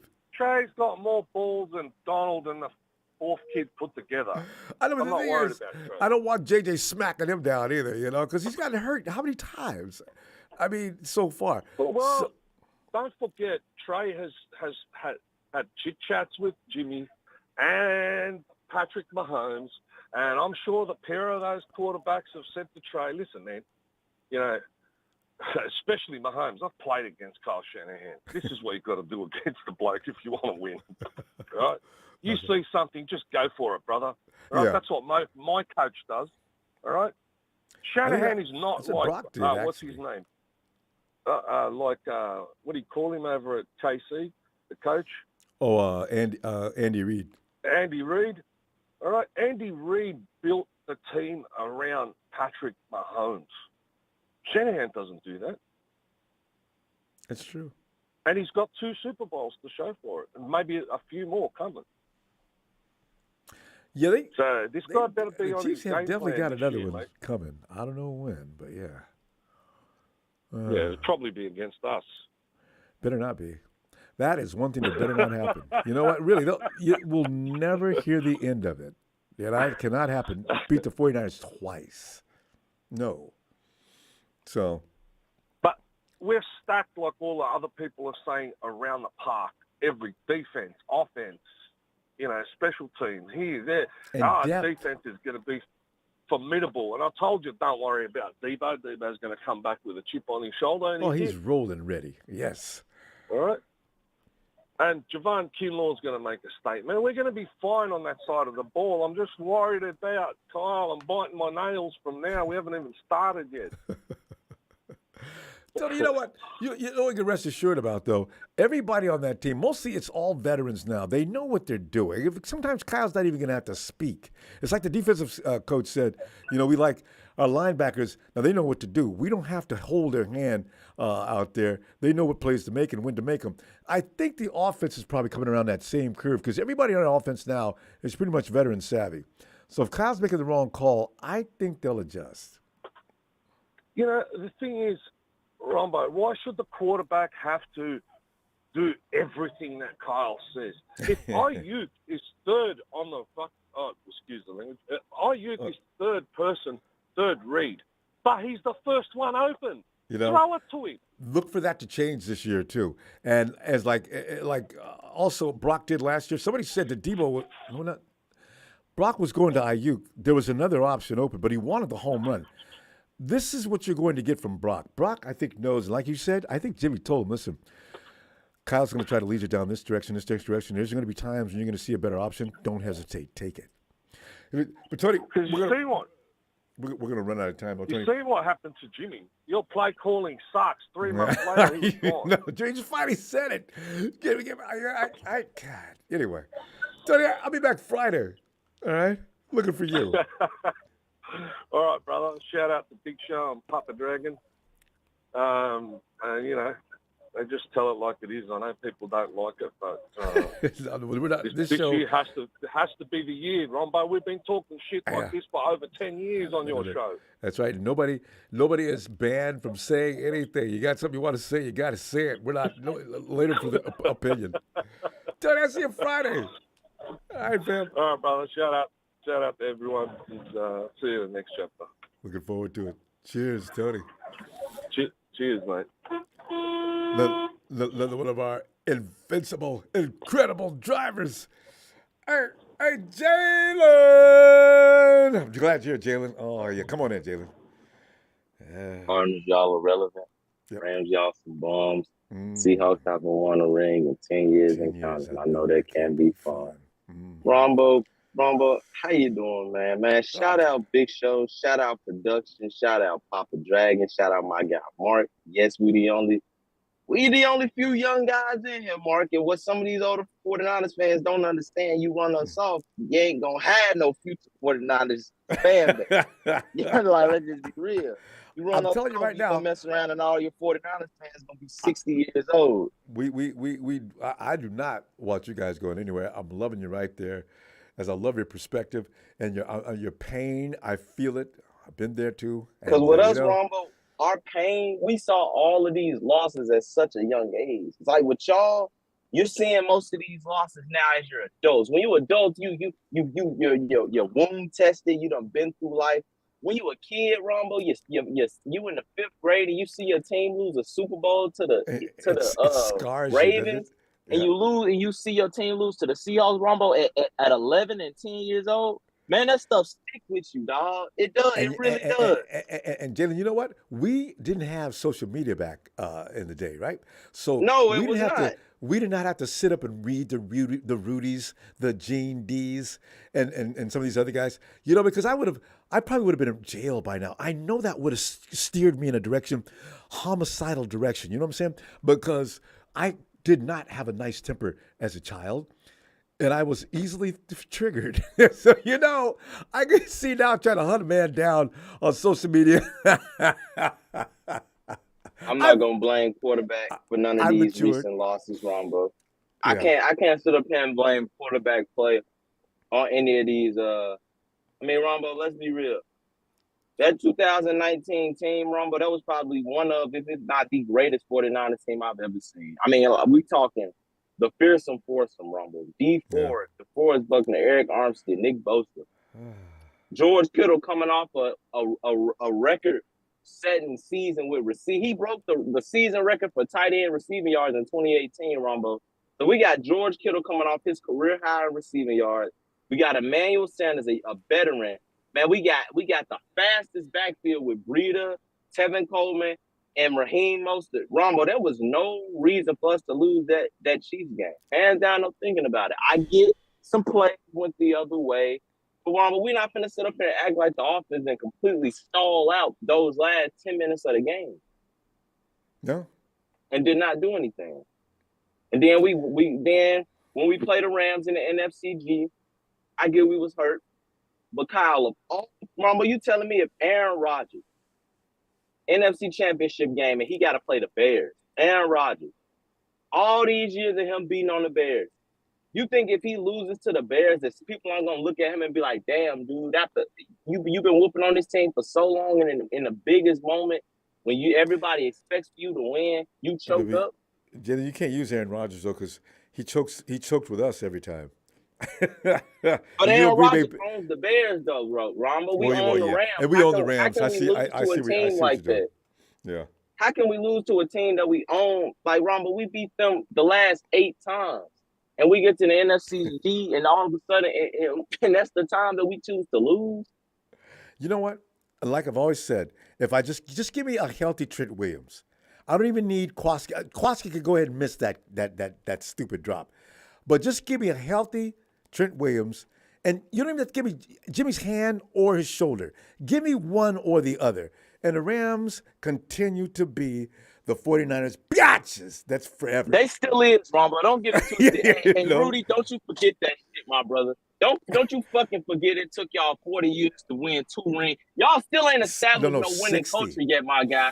You sick, Rumble. I'm young. I ain't been around that long. I don't take time to go and look back at stuff that happened in the 1900s. I told you, I respect our history, but I don't sit up here and just go and research what happened back in the 1980s because I wasn't around. It has nothing to do with me. I mean, I respect that it happened. I'm glad it happened. It's a nice foundation. But Rudy, y'all ain't done shit. You got 2 guard wins with mercenary teams. Gene D, I ain't got to say nothing to you. I told you, Father Time gonna take care of you, dog. I told you. It's been 10 years since y'all won a ring, dog. You can go ahead and add another 3 because Geno Smith is not about to win you one. You best believe that Pete Carroll is going to be out of here soon. So we're talking about maybe another 5 extra years. We talking about 18 years before they even in Super Bowl conversation, Ronbo. Ain't nobody worried about the Hawks. And I'm damn sure not worried about the goddamn Rams. And the Cardinals, good luck to y'all, little bros. Good luck to y'all. But man, dog. But hands down, I'm thinking about it, Ronbo. Yeah. If there was ever a team that I wanted to put my life on, throw all my cards on the table, my money, my house, my mortgage, to beat in the NFC Championship game, to go to the Super Bowl, Ronbo, it would have been the Rams. Hands down, I'm thinking about it. And the fact that we didn't win that game any year, Ronbo, shit. What you mean? 2018 when we went 2-14, my brother. 2 wins was against the Rams. I don't care what year it is. I'm taking that chance against the Rams. I've seen that we can beat them with anybody. I've seen it. 2-14, Ronbo. We won 2 games. No, I misunderstood what you said in the first place. No, I agree. Because if you got to play a team to get over the hump, and the Rams, the only thing standing there, I'm booking a hotel already. Exactly, Each time. It's a quick trip down to Levi's South. Hey, it's easy. Yeah, they escape, and they think it's because of talent and skill. They really do. Rombo, the stars align. The stars align. It's no different than an eclipse, Rombo, or a lunar moon, something like that. It's just the stars aligned for them, and they got luck. They dodged the fucking bullet, Rombo. I mean, you saw Cooper Kupp get wide open against the Bucks, Rombo. They shouldn't even have made it to the NFC Championship. Let's be real. You mentioned Cooper Kupp. You know the Shark has owned Cooper Kupp for years. He lost a step that year. That was one reason that elevated the Rams a little beyond what they usually do. Because I don't know if he was hurt or not, but he wasn't able to cover. Kupp has never had a game like that against the Shark. Never. Nah, because Jimmy Ward would usually shut him down. J-Dub. Shark would usually shut down Tyler Lockett. Shark will shut down Tyler Lockett. He erased Tyler Lockett from the game, Rombo. But, as far as this quarterback position, Rombo, I mean, who had 2 picks in the first round of 2017 and who took it on a defensive lineman and a linebacker who's a damn fool? Rombo, I mean, the conversation of 2017. The Rams beat us that year. The conversation of Brock Purdy, and Jimmy Garoppolo at quarterback shouldn't even be a thing because we should have had Deshaun Watson or Patrick Mahomes that year. If we would have took them, Rombo, we wouldn't be having quarterback problems right now. If you would have set yourself up in the beginning better, Rombo, we'd be good. But what did you do? You wanted to go get Kirk Cousins. But Deshaun may have still been in need of massages, and they got all kind of parties in the Bay Area. Oh wow, that's better than they out in Texas. Rombo, I don't think he would have been acting like that, Rombo. I mean, Rombo, honestly, you think if Kyler Murray was drafted by the 49ers, that Kyle would put up with any of that, or any of the other players will put up with how he kind of acts, Rombo? Let's just be real. Kyler Murray, he's the man over there in Arizona, and he knows it. Kyler Murray comes over here, he'll just be another guy. He's not going to be – he's not going to be – You get Kyler Murray, you're not going to get Nick Bosa, though. So they made the right move there. Yeah, that is. I mean, was there any other good defensive linemen that year, Ronbo? Yeah, there's 2 or 3. Josh Allen was also he was good from the Vikings. I mean, not the No, Vikings, the Jacksonville yeah, Jaguars. they went to Jacksonville. Also, Quentin Williams. Quentin Williams was good. I can't get But rid of Nick Bosa, Rombo. I can't do that. yeah, I guess that's what I've said too. You know, they dug But I up all think kind of Kyler smut Murray, on him before the draft. I said, I don't know about this, guys. all jokes aside, Rombo, if we saw like some kind of way, like 2 years from now, Kyler Murray's being signed by the 49ers, that wouldn't be something that I'm just completely against. You know what I mean? Kid is talented. You can't teach his skill. Kid is talented. He's cocky because I mean, Rombo, his organization is a dumpster fire. He knows that he's the only thing that's bringing in people putting in seats. And then coming over and cussing your coach out on TV on game day, that'll never happen. It cannot happen. Kyle wouldn't allow that. Kyle would not allow that. That could have gotten nasty. But Jalen, Deebo and Trent Williams probably could have came and said something to Kyle, like, man, who the hell you think you is?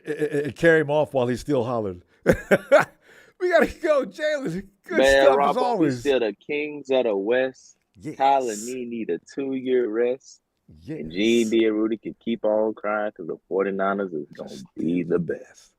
Let's not forget, y'all, over on North Sentinel Island, that Nick Mullins game, they saw that Nick Mullins game over on North Sentinel Island, the most remote place on the planet. They probably don't even know number like one language. Probably don't even know what a piece of paper is. And they heard about that game when we blew out the Raiders on national TV. Nick Mullins, I'll never forget it. 3rd string quarterback. Mm-hmm. Jalen, but let me get up out of here, man. I'll see you Friday. All right, Jalen. I love when he unloads on the NFC West people. It's so refreshing. All right, and area code is 650. Hello. Oh, is it Rondo? No, B. There's a B. There's no D. Oh, my bad. Redwood City, what's up? I was actually going to ask you a question. Okay. A double part question. Okay. What's the best game you've ever been to? Like live, not on TV. You know, live. You mean sitting in the stands? You know? Yeah. So I went to the Saints versus the Niners when Alex Smith was before he broke his leg and shit. Oh, oops. Yeah. And the second question was, who's your favorite baseball player? God, favorite baseball player. You know. Oh, yeah. I know mine. I'm going to say Ricky Henderson before you take it from me. No, I was just thinking. In fact, my favorite football game, honestly, it was. I'm trying to think of. It was a Rams 49ers game. I'm trying to think of which season was that, and the 49ers were behind the first quarter, and I had I was like, it must have been 13 or 14 because I got a kick out of it because at the end, my dad was sitting there laughing about the Rams being all that, and I got and at the end of the game, as we're going to the parking lot, down, Dad, and you know what? Listen, I don't want to go home. I'm going over and over. What year was that? Anyway, that was my favorite game because the Rams have always gotten on my nerves, and it started when I was a kid. What year was it? I'm trying to think. There was somewhere between 86, 87, 88, somewhere 85. It was my favorite between the Super Bowls. Seeing Barry hit his 700 home run. Yeah, and for there's baseball, there's a few of those moments. Yeah, and baseball has to be favorite baseball player.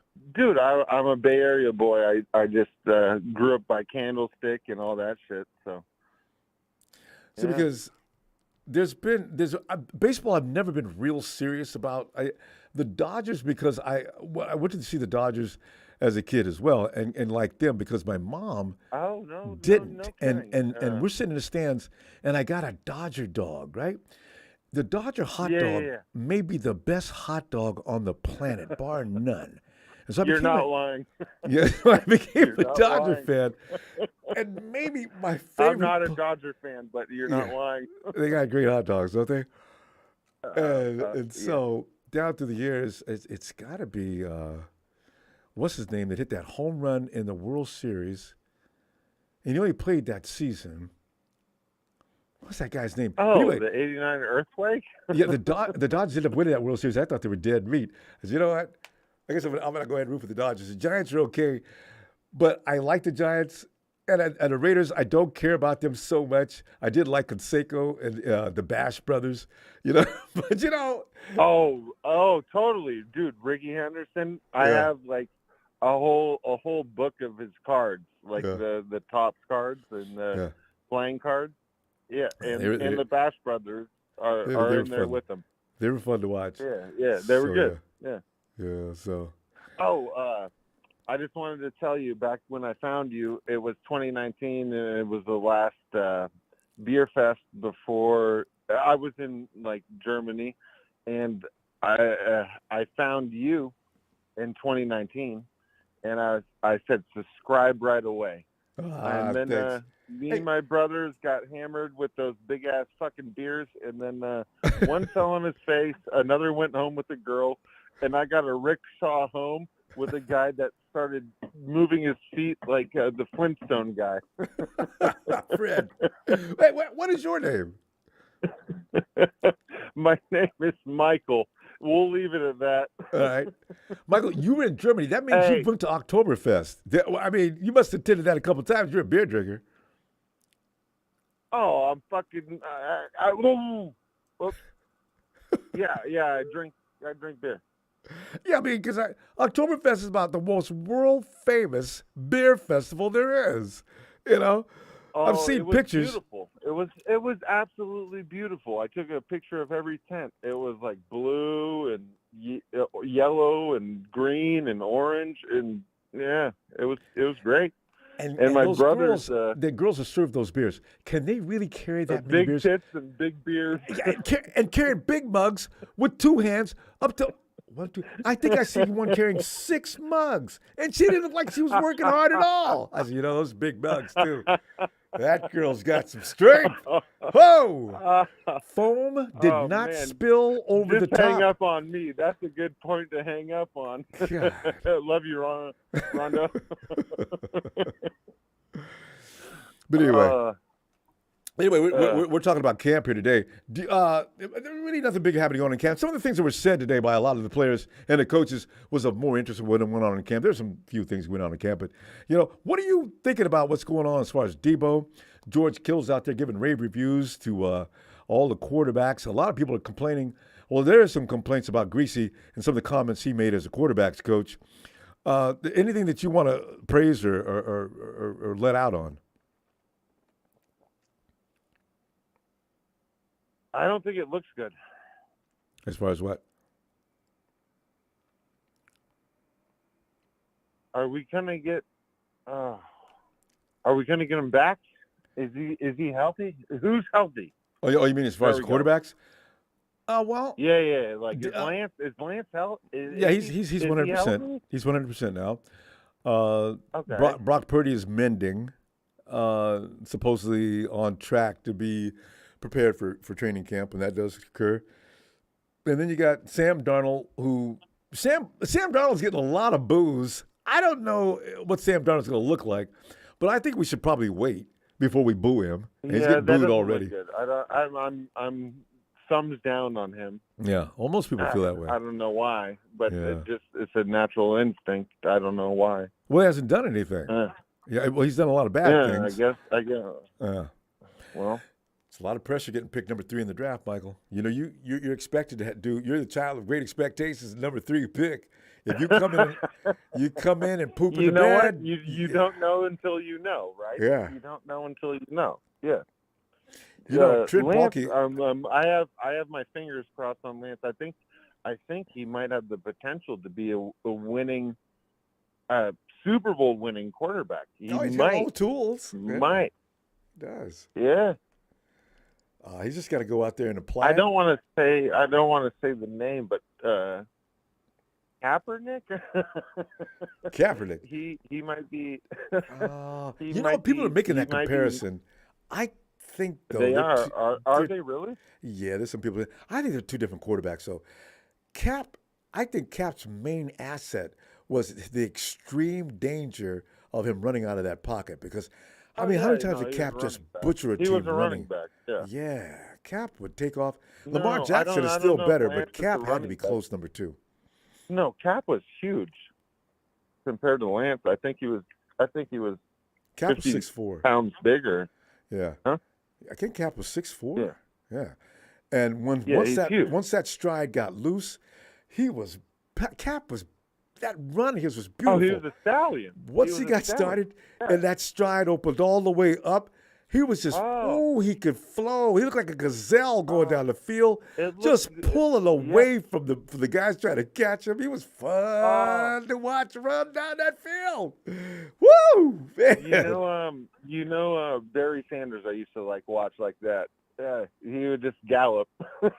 Sanders, man, gallop. Michael, we got to go though. Great to meet you. All right, I'll be back here. Now we got your name. We'll see you Friday if you got time. All right. I hope I didn't infringe too much. No. This is a call-in. You're supposed to get in there. We're looking for you Friday. All right. All right. Much love.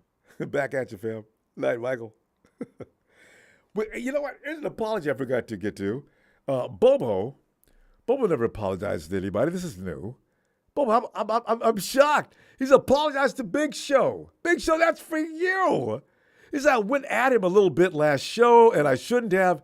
He wants to win like all of us do, and we're all on the same side. Wouldn't it be, some of the skirmishes that go on between us all in Nine Air Empire, wouldn't it be something if during the course of your rage you realize, hey, we're all on the same team here.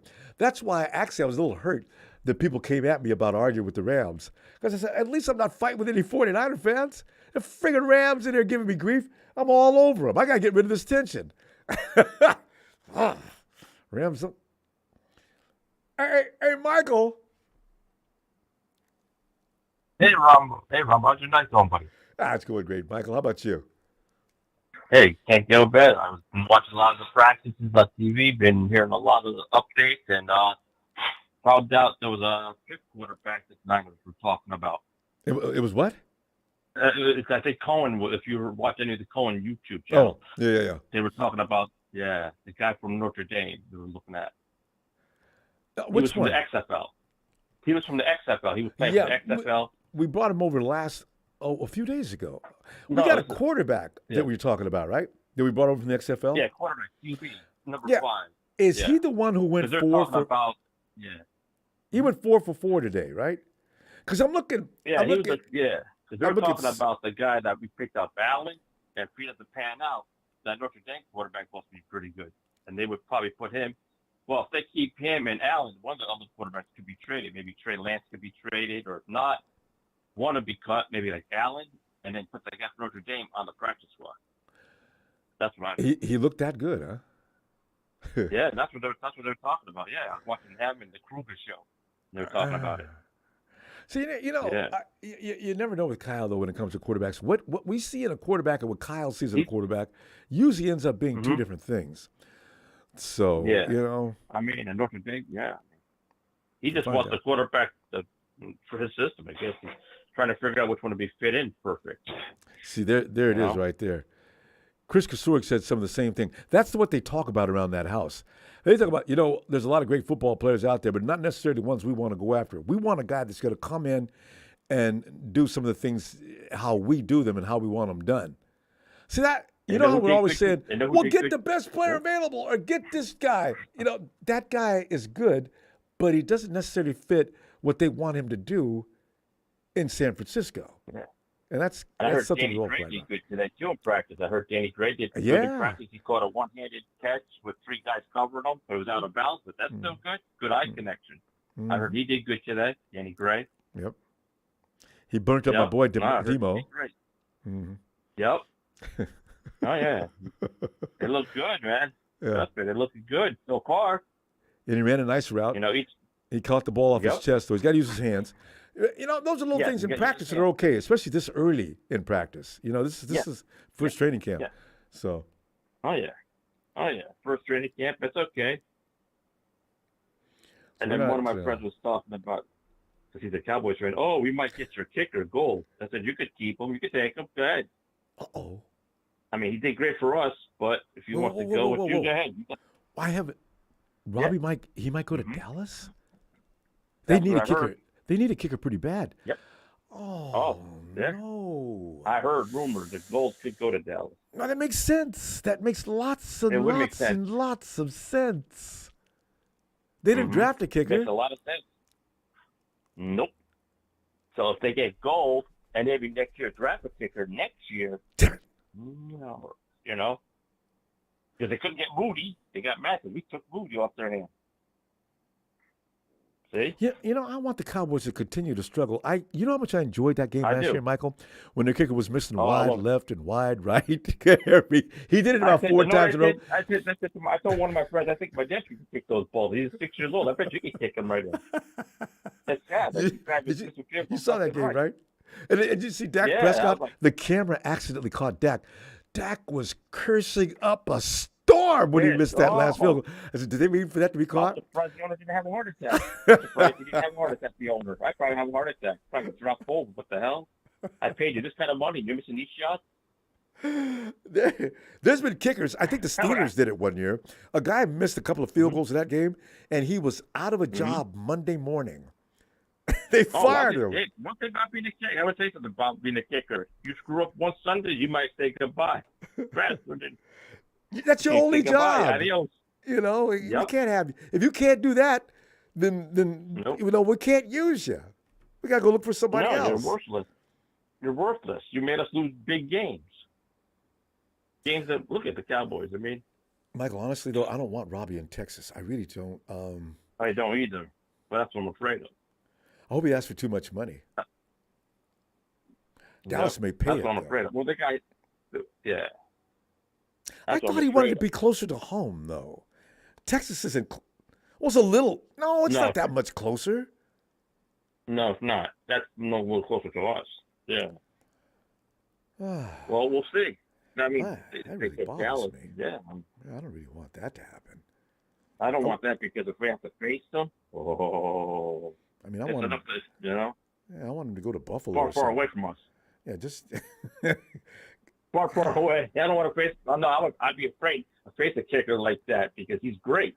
He's good. No. You get those clutch kicks. Game on the line, and we're leading by 2 or 1, and here comes Robbie on the field. Michael, you know, there's nothing other than God that's going to stop him from making that field goal. He would like nothing better than to get the 49ers, like he used to do to the Bears with us. Yep. Kick the 49ers out of the playoffs or out of contention or out of whatever. Oh no. I don't want to face looking at him because that's a nightmare. That'd be a nightmare. Well, I mean, I know we don't play Dallas, but we can play him in the playoffs. You know what I mean? That's what I'm afraid of. You keep that game out of Robbie's reach now. We keep the Dallas 7 points down at minimum. That's all we got to do. I don't want to worry about that. I just can't wait. I just can't wait for the first week, man. You're going to get a new Deebo next year, though. You heard about him, Deebo right? Looks good. I heard he looks good. I heard he worked out. He looks good. He looks great. Came in and admitted to his faults. He looks like a beast. Maybe this will be the year he opens up and does great. Him and Ayuk. And McCaffrey. Maybe they both. And McCaffrey and Kittle. Michael, just those 4 names right there. Deebo, Christian, and there's Deebo, Christian. 4 amigos. Ayuk. And George. Ayuk, the freight train, CMC, the freight train. I got, those 4 names alone. There's others, but just those 4 guys alone. All they've got to do is have a good year.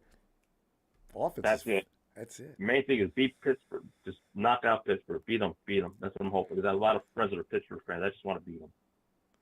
Well, the 49ers are usually going to win the first game of the year. I just hope they spend the weekend. Because they should.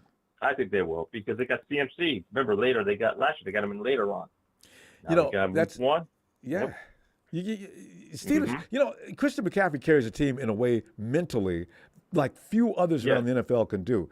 Christian's out there busting butt on every play. Every play he plays like it's the last play of the game. He plays like the Super Bowl's on the line every time they get into the ball.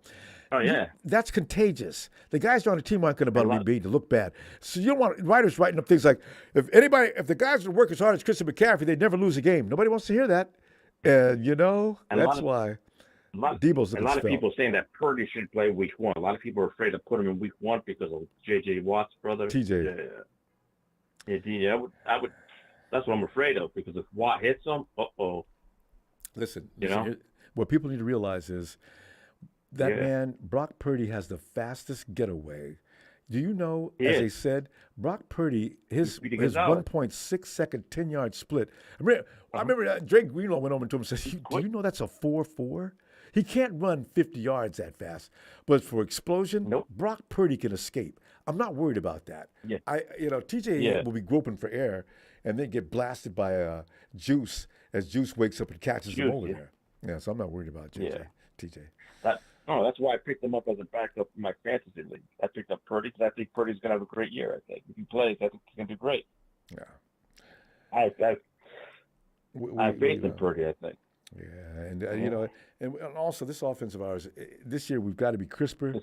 TJ should not be in the backfield before that ball is out or the quarterback is gone or something. Let's stop being available to get hit like that, number one.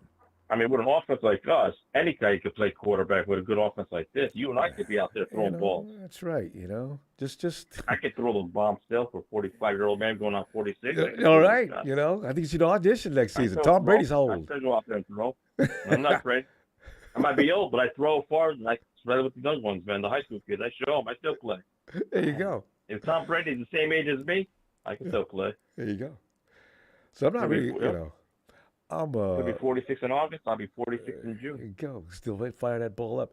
Yeah, I'm not. TJ doesn't scare me that bad. But we have ways. We've seen defensive lines that are good before. And remember, that wasn't a defensive lineman that took Brock out. It was it was. And the Rams will be easy. The Rams will be easy. That's an easy game for us. That's a handicap because the receiver might not be healthy when he comes back. Cup. He's still, he's recovering. Oh, that's right. So by then, you don't know. I forgot about his ankle. That's right. Cup. And the quarterback, he gets dinged up too easy either. Well, you know what? He's getting up there. Cup, how old is Cup now? He's got to be 27, 28, somewhere in there. He's almost 30. Yeah. Well, Michael, I'm going to tell you what, let me see you Friday, and we'll see what develops between now and then. All right? That's it. All right, Michael. Appreciate you, fam. Love it when you get in here. You too. Have a good night, 49 Bar. Good night. You too. See you Friday. There's Michael. And let's go check out Levi. Levi. Yo, Ronbo, what's going on? Levi, man, we're checking out things. 49ers running around in camp, getting things done, getting themselves prepared. Some of the reports that Grant put out about what happened during practice were encouraging. Danny Gray looked like he was ready to go. You got to temper that though, because nobody's wearing any pads or anything. Usually, the offensive linemen are useless right around now until they put on the pads, because what they do is usually bump and go. So, but it's good to see Danny Gray's catching the ball, getting loose. Demo's not happy with it because he embarrassed Demo today. We got Jordan Mason is looking good in his work today. But the best news of the day is Deebo came in, admitted that he did not have a good season. He looks like he's in shape. He's been working out with some high-level dudes, and the man is ready to go this year. I'm telling you right now, Levi, you give me that Deebo back from 2021, you add that to a Christian McCaffrey that's going through camp, I don't know what's going to stop that offense. The defense. Levi, did you see Javon Hargrave walking around out there making everybody else look like a little kid? I haven't really been paying attention to much. I'll probably be waiting closer to the season start before I seriously start paying attention to all the hubbub. I've just kind of been looking right to do so. To see if anything's been going. You're right to do so. I'm just loving Deebo coming in and admitting that he was not doing a good job last year.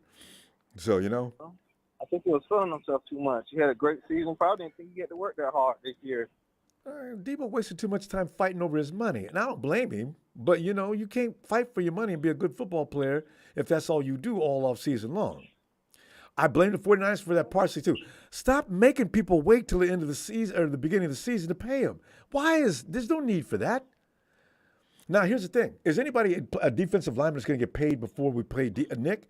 Fool around, and that dude gets paid X amount of dollars, and now you got to up the money to pay Nick. Niners? Oh, they're going to do it. Well, you know what? That's a good example. I was like trying to think, like, who didn't let their contract arguments like affect their play? Maybe I think Nick Bosa might be that guy. I think he's patient enough, confident enough that he won't let slow contract negotiations impact his level of play. He's gonna play himself. But I guess I'm gonna beat it because we gotta talk about someone who's actually fighting. Nick Bosa's like, I don't have to fight. I'm the defensive player of the year. I don't want to pay me. Somebody is. Well, he said it. He said, I figure I'll get what I deserve. Smart about it. Yeah, you will, Nick. He was real smart about it. He even got a lot of people believing that, I don't care about being the highest paid. I don't necessarily have to. He talks so smart. Yeah. But his agent. Before saying that, you didn't necessarily just talk. Yeah, because his agent ain't talking like that. So. Yeah, that's smart talk. Like, I don't have to be the highest paid, not necessarily. And maybe he won't, but he's definitely going to be the highest paid. He might be the highest paid. He didn't say he won't go be the highest paid. He just, that don't necessarily happen. He ain't going to get mad if they do, So. Yeah, so he played it real cool. Nick Bosa. He's coming close to being one of my favorite 49ers. Oh, Nick, I'm saying anything, but Nick has always, since that first time he's on the microphone talking to the media, had me rolling. I said, who is it? Nick, you can't smoke a bowl before you come out and do the media conference, man. I could tell. Him and Joey, boy, them boys, both of them do a lot of smoking. I could tell immediately. I ain't mad at them because they're still doing their job, but the media conferences are hilarious. The first time I heard him, I was like, man, did he even want to be there? He always sound like, he sound like he don't want to do this. He's laid back. Well, I guess eventually I got used to him, and then it felt like, I don't know, it felt like he gradually became more comfortable doing it. That's just who he is. At first, and maybe it was just the way he talked. Like, I guess he gets so used to everybody coming out, having all this energy, and then he comes out and have almost no energy. I mean, pausing and thinking and not saying nothing. You should watch Nick think what he's going to say next. Nick, you got to say something, man. Can I get the? I didn't hear the question. Is, Nick doesn't. He's smart. He tries to think before he talks. He don't just come out there and just blah blah blah blah blah blah blah. Good point. Then I used to think. And then when if you think he's boring, then you see him playing. He's having fun. He got this little trademark. His little. His little trademark move. You know how you do when you get someone, he does this little shrug the shoulders like. After the sack. Yeah. You wouldn't expect that the way he interviewed and sound so plain and boring as if he's just come here and do my job and go home. And barely hear him talking. He speaks up now at least. But it used to be you could barely hear him talking because he'd mumble. Well, you still got that same tone. But it's got a little more volume to it at least. He's not. You don't have to struggle to hear him. I think he's just getting used to it because when you're used to it and you're not used to talking. And now he's so popular before now that he gets popped all the time. So he basically had no choice but to, I guess, get better at it. On Saturday nights, I forget what it says. Nick goes out and addresses the entire team. Can you imagine that? When they said Nick was now leading the 49ers, he addresses the entire team for a certain segment. That's really. I wish I could see that.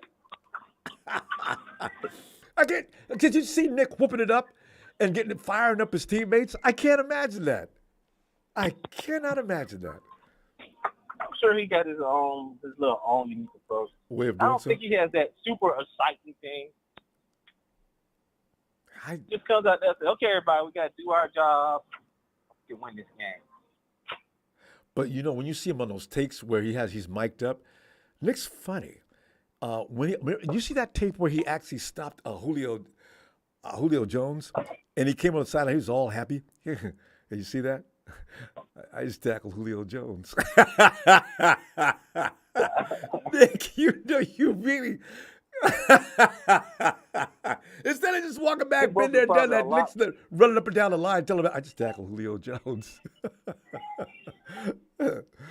So, yeah, I'm a huge Nick fan. I'm guessing that he's just more mindful when he's in front of the media, which is why he's a little bit more quieter and stuff. Yeah, I think you're right.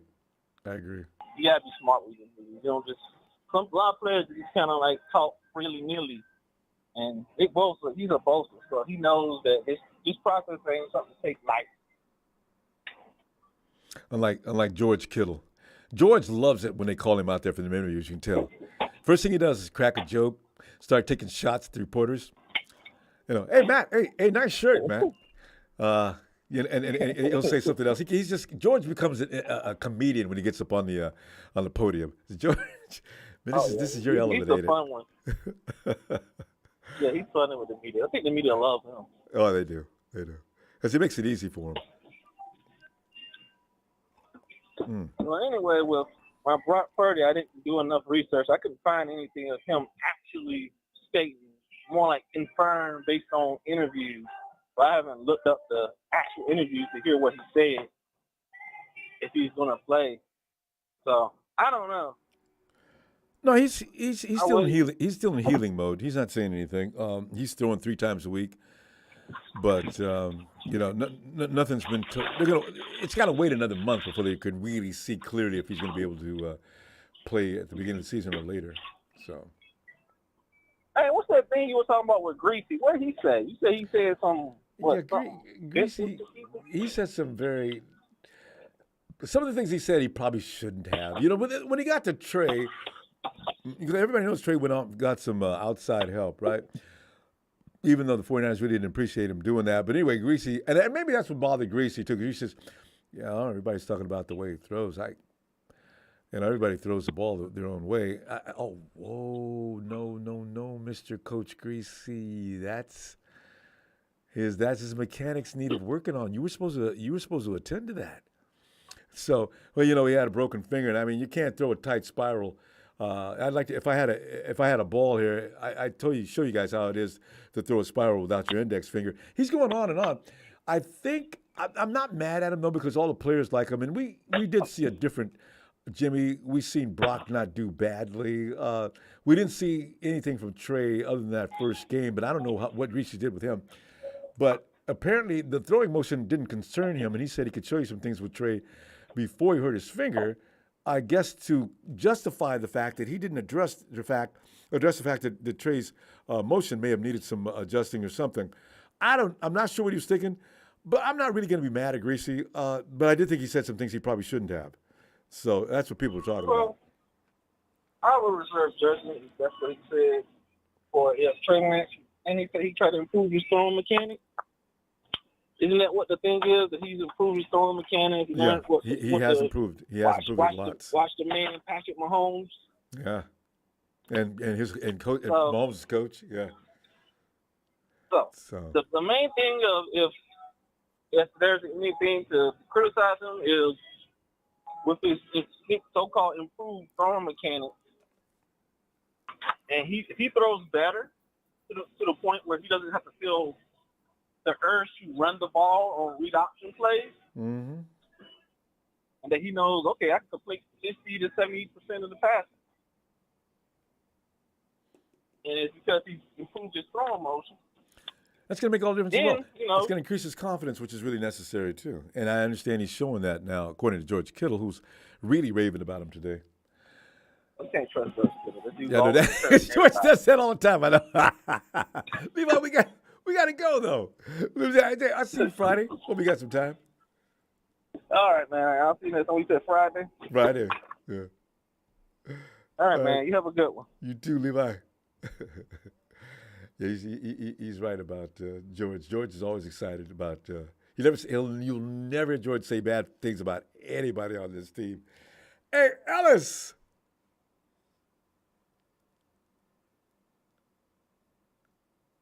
Ian Sharp, I like that.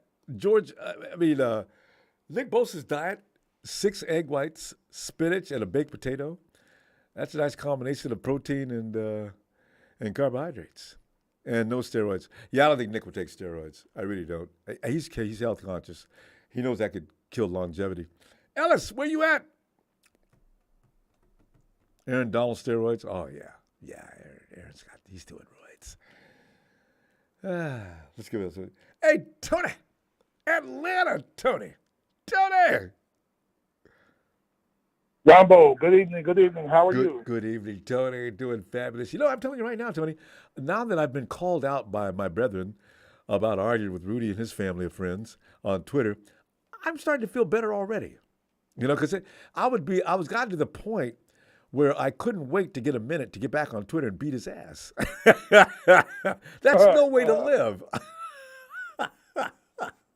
I'm relaxed now and doing other things with my time other than attending to people who have no business. It is, man. It's just want to see how bad they're going to be doing. God, man. I'm talking about a dude that his team is going to hell in a handbasket, and he's still talking trash. They're going to be the worst team in the NFC, and maybe the NFL. I don't know about the AFC. I got to look at the bottom feeders in the AFC. I know teams like Indianapolis and Houston's going to be better than them. Oh yeah. So too bad they don't play the Texans might this be year, so worse we can actually than witness that. I'm gonna be watching every game though, like I always do though. I'll watch the Rams every week. I watch our game and I'll watch the replay. Let me go check out and see the Rams. And when they'd win, I'd be so mad. When they lost, oh man, I just love it so much. They had plenty of times to get happy last year, Tony. 5-12. Oh! It should have been 4-13 if Marcus Mariota hadn't threw that interception on that last drive, week 2, and we played them. We had them. And also Baker Mayfield got away with that Hail Mary pass. Damn it. Yeah. But Ronbo, I would like to get a shout out to Ellis. I would like to get a shout out to Big Show. And I asked the Niner Empire, even though I'm not a Niner fan, but I kind of like y'all, give Big Show a break, man. He wants what y'all want. He wants to win. That's all. I think you guys are too hard on Big Show. Yeah. Big Show does sound like a GM, man, and he knows his stuff. He's not right all the time, and he's not saying he's right all the time. And the people in the front office aren't right all the time either. So, you know what? That's why I like Big Show to come in here with his different perspective. Big Show does not agree with anybody, except for maybe 5 people. But most people do not appreciate him. But I love it. You know, it makes for great debate. Me too. Yeah, and I would also like to give a shout out to Mr. Chris Hansen. He's the man because he keeps those bottom feeders at bay. Him and Steve Armstead, they be on them. I mean, we got a special forces group in there, including Chris Hansen, Charisse. I tried to. Ray Jr. seems to be avoiding him. He used to be all over him too. There's about 4 or 5 people in it yourself that stay on top of him. I love watching them work. And also Tommy Huxley when he's around, when he's got time. Yes, indeed. And Balmer T.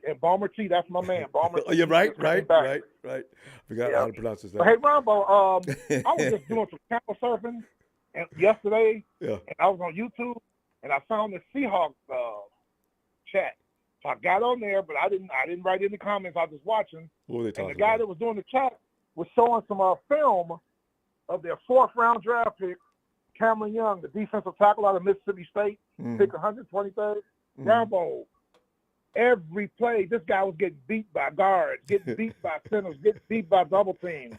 And he was saying he didn't know why the Seahawks drafted him. I'm like, well, he'll fit right in because the Seahawks run defense is horrible. I couldn't believe that. Wait. You're talking about a defensive lineman, Tony? Yeah, defensive tackle, Cameron Young, Mississippi State. They drafted him in the 4th round. It seems like I remember that he was name. getting his ass whooped. Well, it's going to get his ass whooped. It's going to get whooped worse than that because, he's working against other guys in camp. So, Yeah, 4th-round pick. I'm like, y'all, I think they over-evaluated him. 4th round? Tony, you know something about the Hawks, though? What they do is they get one or the other. Now, they usually get a really good ball player or really bad ball player. You never get one that's just sort of maybe needs a little work to get better or is just awful. But then the one you're talking about now sounds pretty scary. But it's always interesting. What about the Rams quarterback?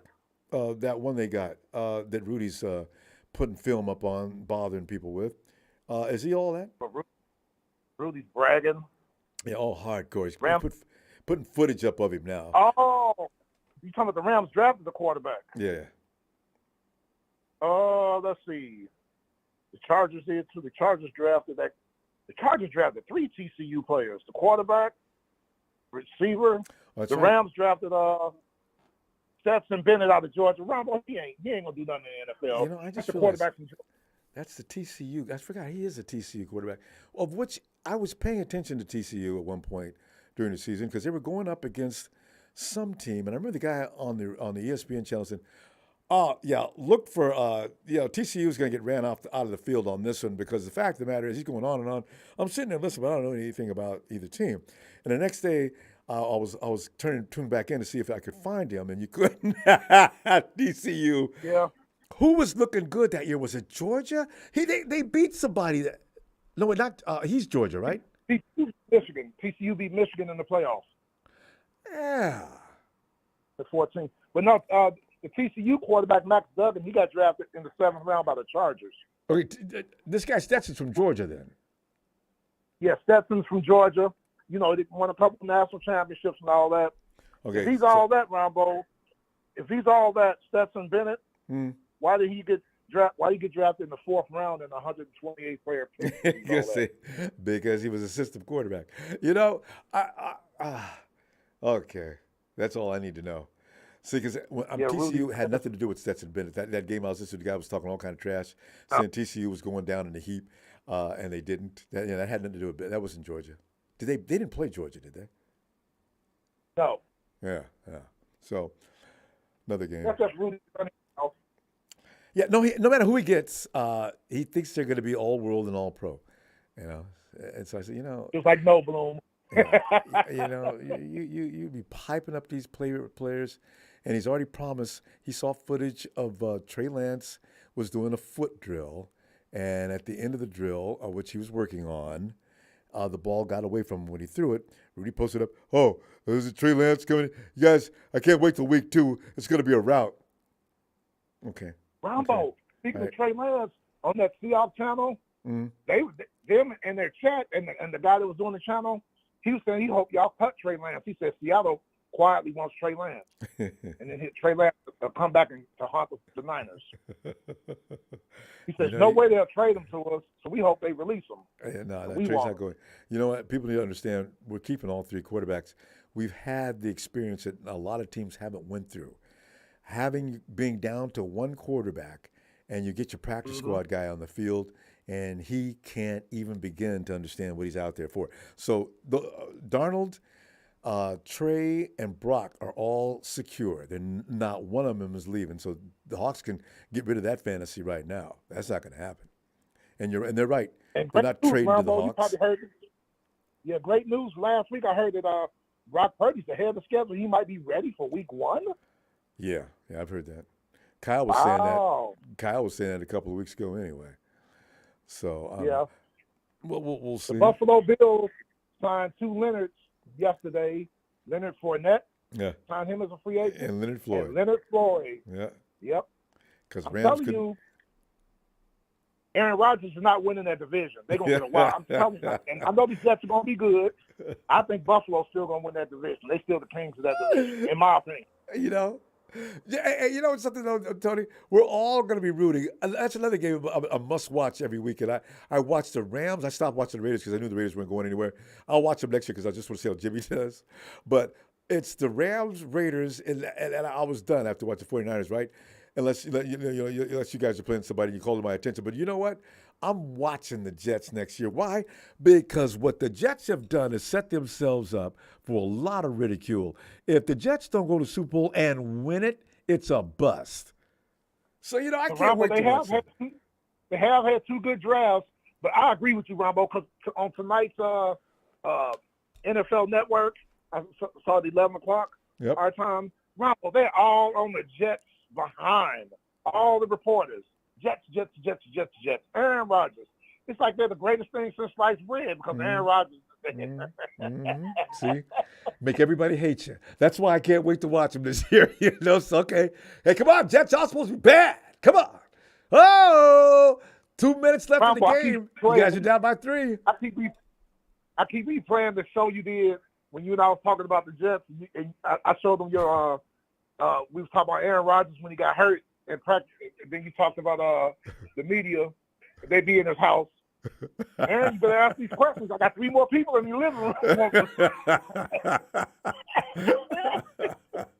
They cracked up. Tony, you know it's going to be rough. New York media is the worst in America when it comes to that stuff, man. Oh. Yep. Ooh, if they get out to a bad start, because the AFC is competitive, because Miami's no slouch, the Jets are no slouch, I'll give them that. Buffalo, Kings, you got Cincinnati. Ronbo, Pittsburgh's going to be good this year. They had a good draft. Hey, Tony. Pittsburgh's going to be back. You left out the Chiefs. There's no cakewalk for Aaron Rodgers and the Jets. They're a good team. You're right. You mentioned that. And we're not saying that they're bad. But as far as them cakewalking their way to the Super Bowl, that's not going to happen. No. The Chiefs, I like the Chargers. I know you don't like the coach, but I like the Chargers. Because he messes up. He's got a good team. Yeah. I like that quarterback. I like what would you think if the Niners had Justin Herbert with the team y'all got? I don't know. I really, it's hard to know what a quarterback's going to do with Kyle Shanahan because he kind of browbeats him into thinking that, listen, my way is the best way. And I'm going to have to insist that you learn how to follow my lead. So, I don't mind because they've achieved a lot. And like I pointed out earlier, people always like to point to the quarterback, or some people like to point to the quarterback being the main reason why the 49ers have not achieved the ultimate goal. I say, I don't know. Guys, look at each game we've lost after we got to that point. Was it really all about the quarterback? I don't think so. And Niner fans, I heard some of you guys complaining earlier. Y'all talking about y'all's championship runs. How do you think I feel? In Super Bowl 51, we sacked Tom Brady 5 times. We sacked him 5 times. We intercepted him on a pick 6. Yeah. And we stripped LeGarrette Blount of a fumble, and we still lost the damn game. I was mad as hell. I bet I was every bit as mad as you. I was so sick of Tom Brady winning Super Bowls. I said, "Oh, Falcons got that ass now, and Kyle's coming." I was already celebrating with minutes to go in the fourth quarter. They found a way to come back. Oh, Jesus! They're never going to get talking. They're never going to stop talking about Brady now. My favorite Super Bowl. I think I told you before. Is Super Bowl 24. Joe Montana beat Denver 55-10. That's my favorite Super Bowl. I saw us doing that to Tom Brady. You can't take your foot off the gas. Forget them. We up 28. Blow their asses out. Don't score another touchdown. And that's why Ronbo, you guys.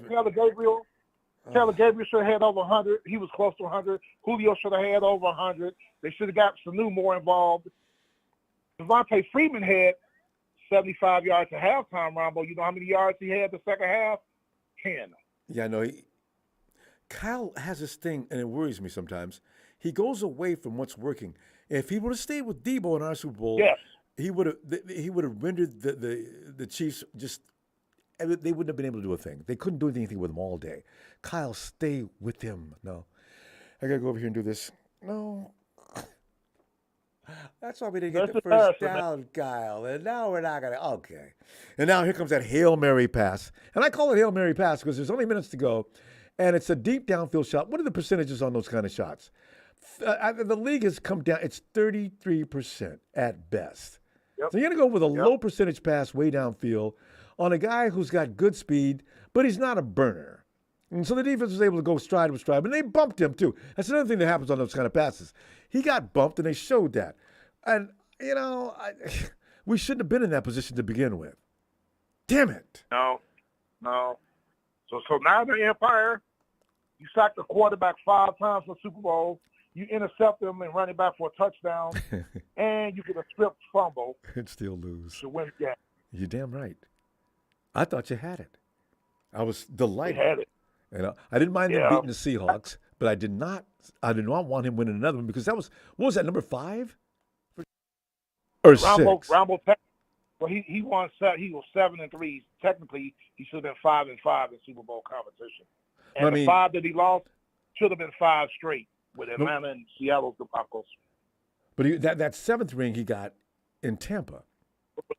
Was Tampa. Oh, right. At that, right. 5-5, right. Yeah. You know what? Tom is going to be, there'll never be another quarterback that won 7 Super Bowls. It's just not going to ever happen. I'm sorry, Ronbo. Well, Tom touched Terry Joe's jockstrap. I'm sorry. No, well, yeah. But ain't nobody touched Joe. In the record book, though, it says Tom Brady 7, Joe 4. And for the kids that are coming along and haven't been born yet, when they see that, Brady's going to become a god in their eyes. Okay. See, and like you're saying now, if Joe went through so much more and had to deal with so much more than Tom ever did, one of the most protected quarterbacks, NFL rules changed and made it so easy for him to stay out there until he was 40-plus years old. You know, there's just a whole different league. But nobody cares about that. Tom also lost 3 Super Bowls, and it should have been 5, and it should have been 5 in a row. With Seattle and Atlanta doing what they did, should have been 5 in a row. How many Super Bowls did Joe lose? Oh, that's what I thought. 0. How many interceptions in Super Bowl competition did Joe throw? 0. None. He is flawless. When it comes to the big stage, Joe is the friggin' Jedi. That's why I say, you know, when people argue, I say, you know, I used to get into Patriot fans all the time. Oh, you guys are still running around trying to tell people Joe Montana's the best quarterback. Clearly, Tom Brady, clearly. The word here, clearly, does not need to be in this sentence, okay? There's nothing clearly. Listen, Tom Brady's a home Bay Area boy. I have nothing against Tom. I love Tom. But don't tell me he's the best quarterback in Super Bowl history. I don't like him. God. And San Francisco 49ers ever cheat and get fined by the NFL for deflating footballs? San Francisco 49ers ever cheat and get fined by the NFL for filming other teams' practices? The New England Patriots did. It's like Belichick's always said, if you're not cheating, you're not trying to win. Bill, you know what? Okay, hey, keep an eye on Belichick. That's the old Oakland Raiders rules. That's the old Oakland Raiders rules. If you ain't cheating, you ain't trying. Under Al Davis. Damn. Just rule number 2. Scandalous. I remember Matt Miller was doing that documentary. He said, rule number 1, if you ain't cheating, you ain't trying. Raider rule number. He said, Raider rule number 2. Look at Raider rule number 1. Tony, we gotta go. I'll be looking for you Friday, and let's rake over the league and see what's going on. I love it. Yes, sir. Everything's kind of quiet on the home front. I'm still waiting on the Jets to let them go. Let them go. Tony, I got a feeling that's too many. Well, you know what? You have to wait till the cut, and you got a few weeks to go on that. Yeah. All right. Yeah, we did have one injury on our we had our open OTAs at Mercedes-Benz Stadium. Our kickoff returner, number 4 running back Avery Williams, but it was just an ankle, nothing serious. We're just gonna kind of monitor him, but everybody else is healthy. Good, because that's, you know, every team should be healthy going in and starting week 1. It makes it for an interesting league. It's better for football, you know. Yes, sir. And remember this: in the NFC, I think Green Bay's going to win their division because they're the best defensive team. The Niners are going to win their division because they're the best defensive team in their division. We're going to win our division because we're the best defensive team, even though the Aints still got a pretty good defense, but now we got defensive players. Love it. And the Eagles are going to win their division because they're the best defensive team. We're going to see. All right, Tony, we got to go before production cuts us off. I'll see you Friday. All right, take care. All right, you yes, too. Sir. All right, Tony. And let's go check back in on Ellis and see if he's ready. Ellis!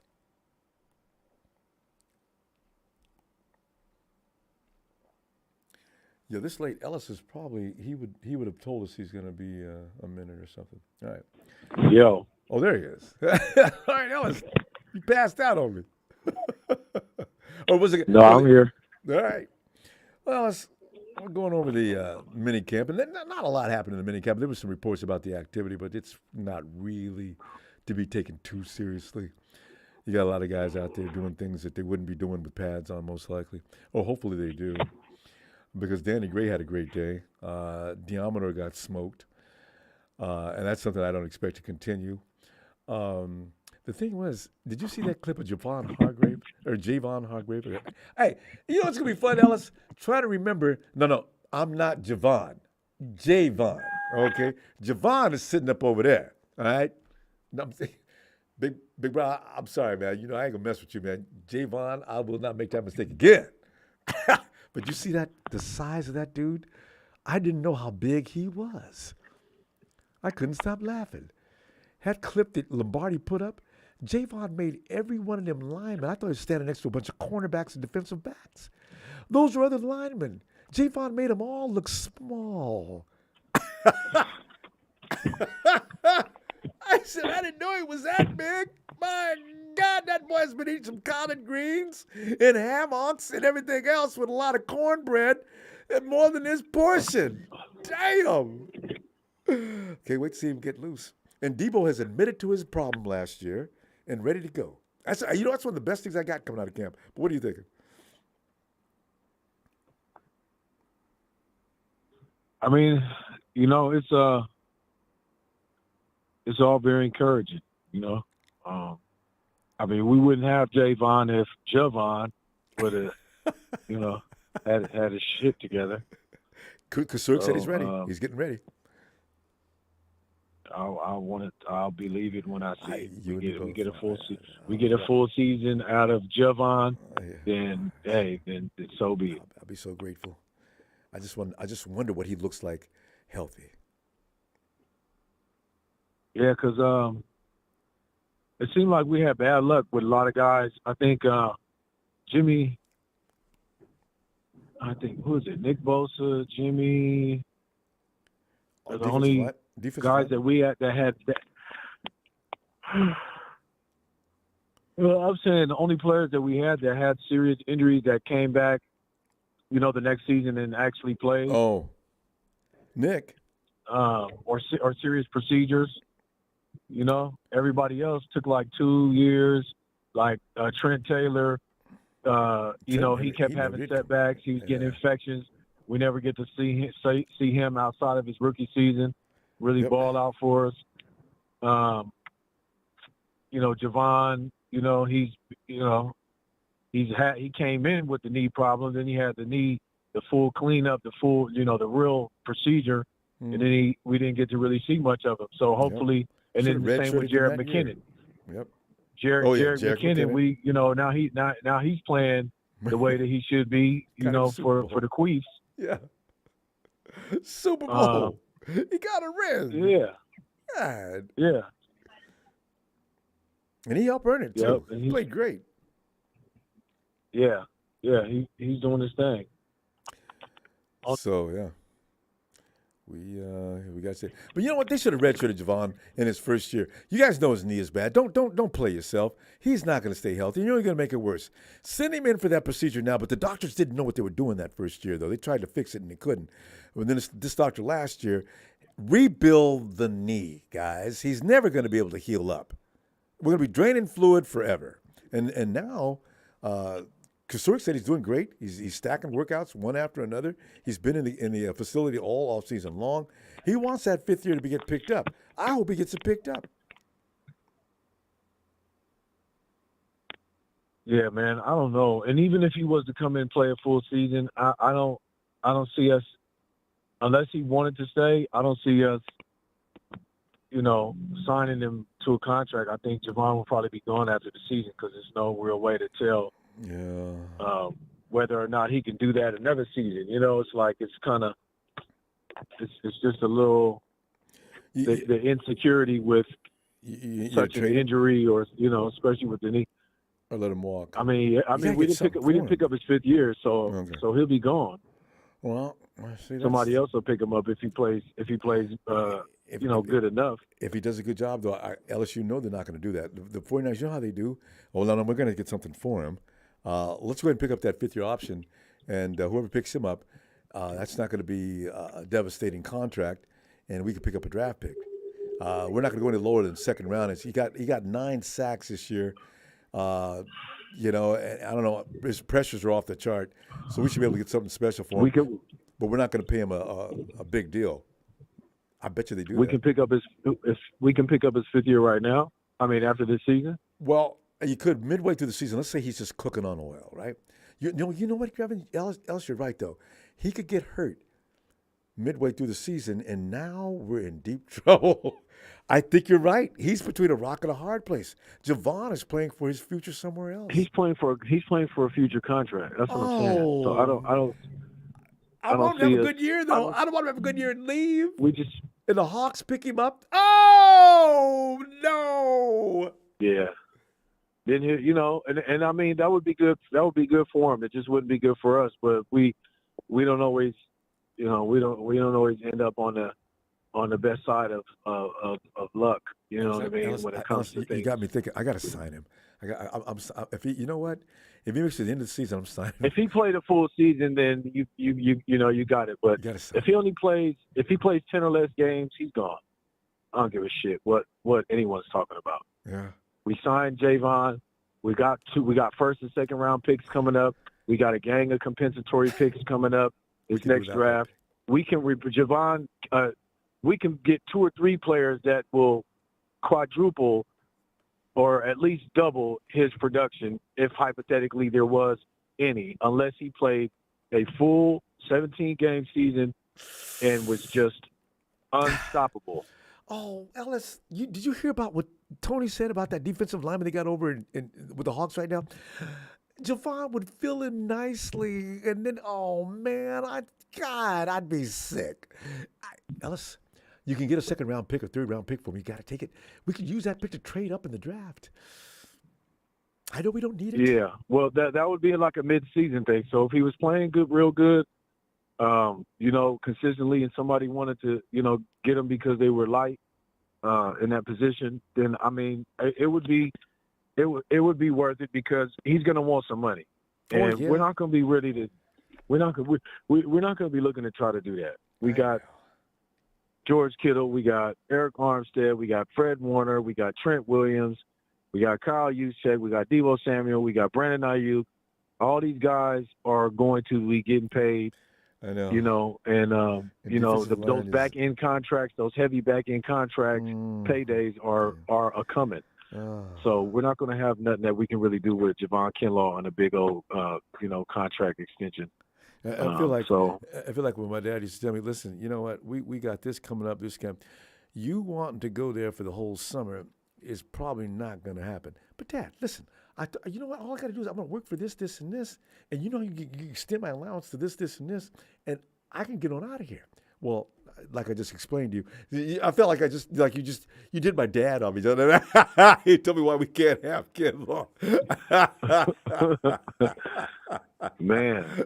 I mean, it is what it is. We just got to lay out the reality. It's reality. So, but we'll see what happens. But I'm excited though. I'm glad Deebo came out there. Was doing his thing. Hearing about Trey looking had a good OTA today, and guys are improving. It's just it's good to hear Trent coming out.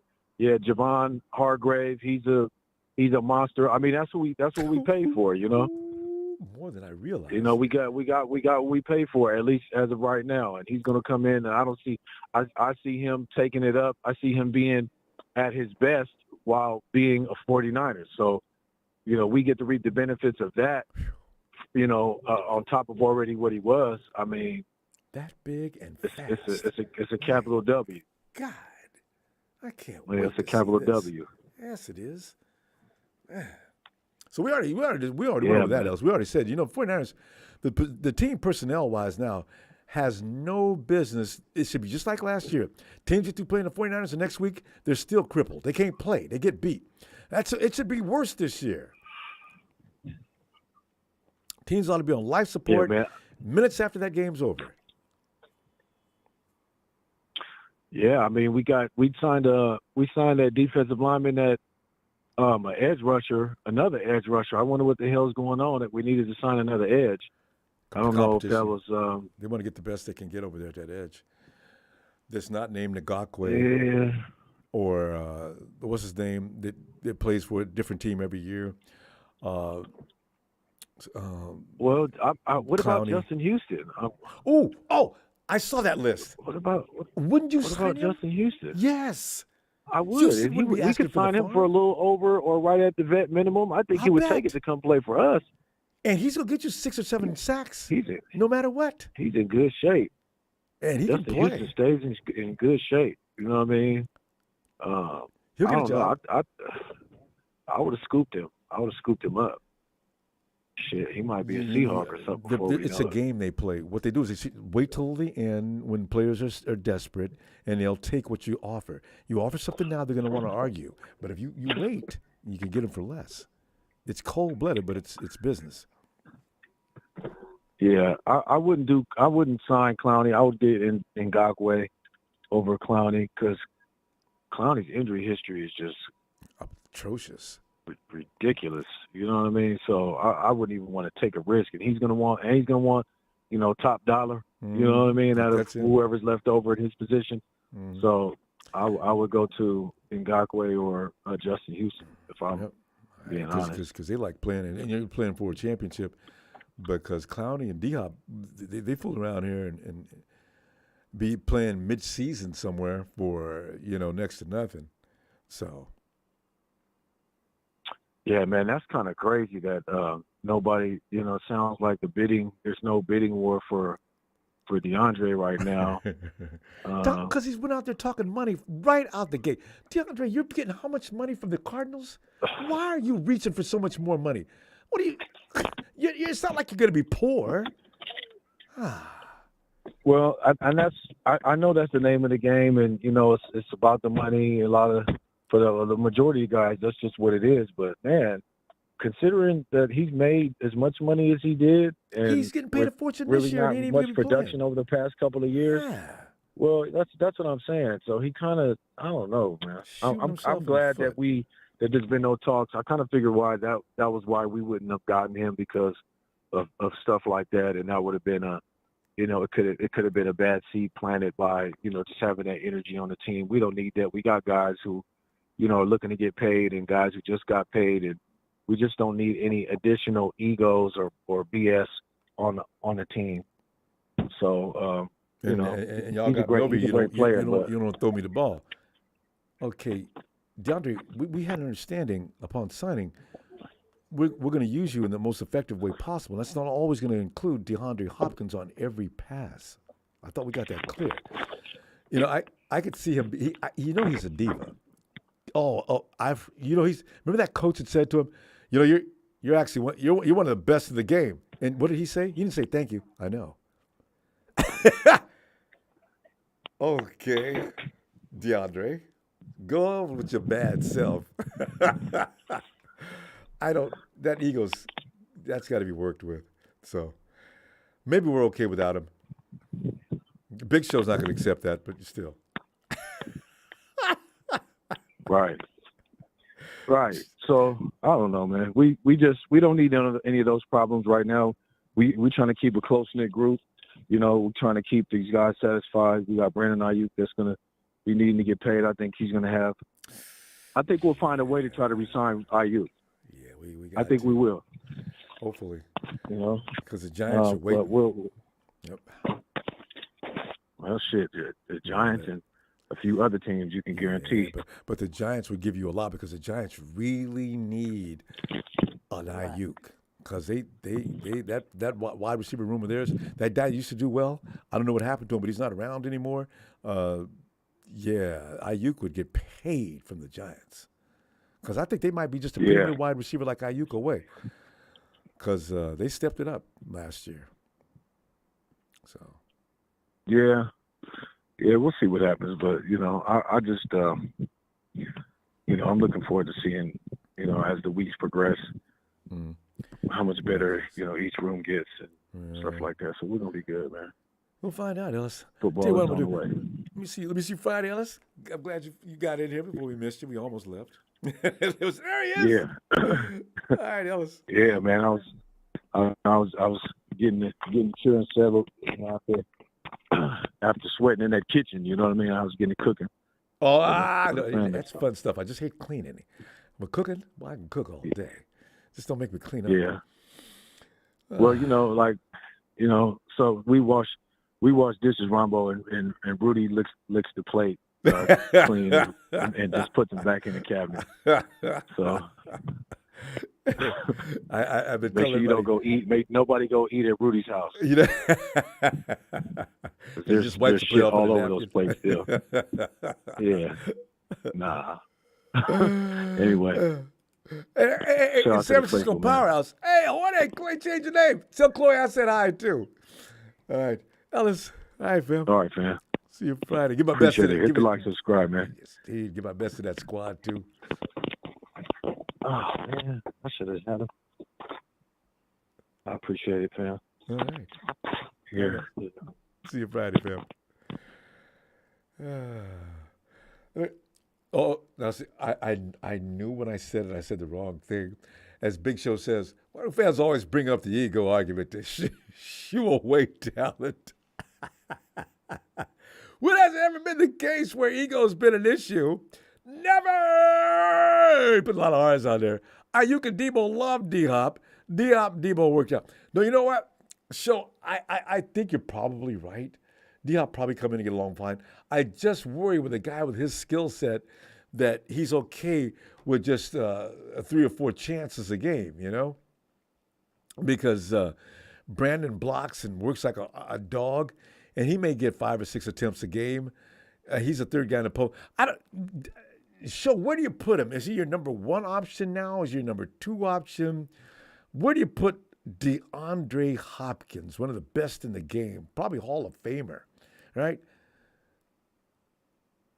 I guess you worry about that. It's a good problem to have, huh? I sit Deebo and Ayuk down. Guys, as you know, we just picked up DeAndre, and I know you guys are friends with him.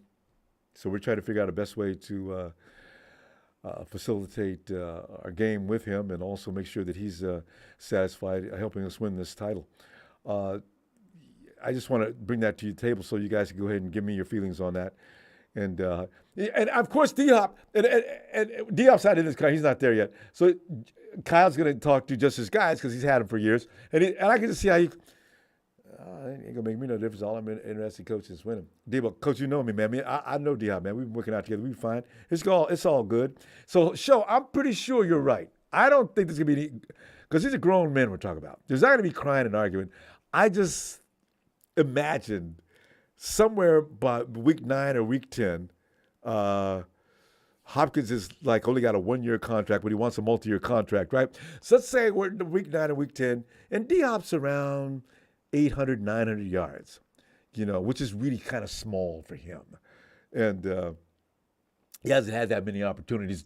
Deebo maybe has about 100 yards more than he does. Ayuk is either neck and neck with him, or he's got a few more, but just because of familiarity of the system. And, any number of things. I'm thinking about all possible scenarios that make this a bad decision is what it is. But if they can work that out and we can get D-Hop, you got to worry about next year's signing because he wants a multi-year deal, though, Show. So we're not the Rams. We're not putting Band-Aids on this team just to get to where we're going. We're always thinking ahead. So I don't know. Because I like D-Hop. I told you about that. I got no problem with DeAndre Hopkins. Miss Hopkins' baby boy can play for me all day, anytime. No, I like him a lot. Wait.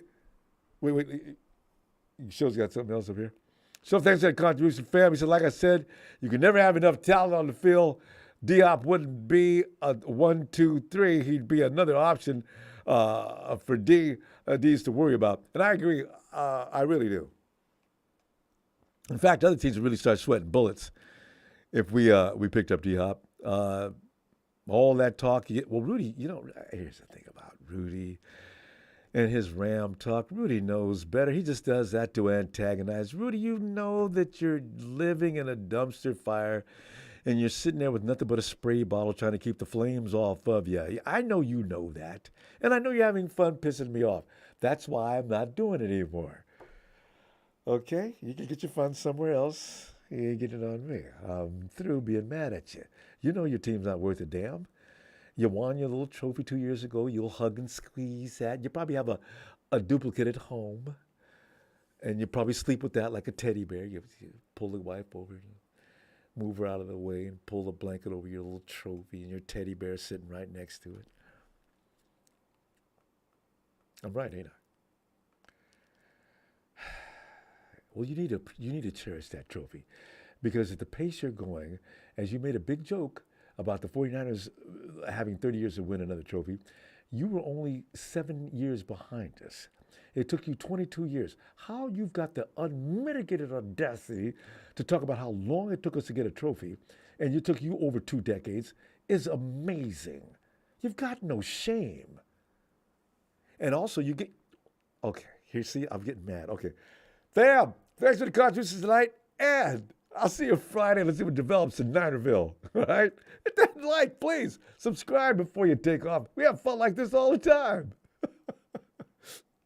Have a great night, fam. Niners!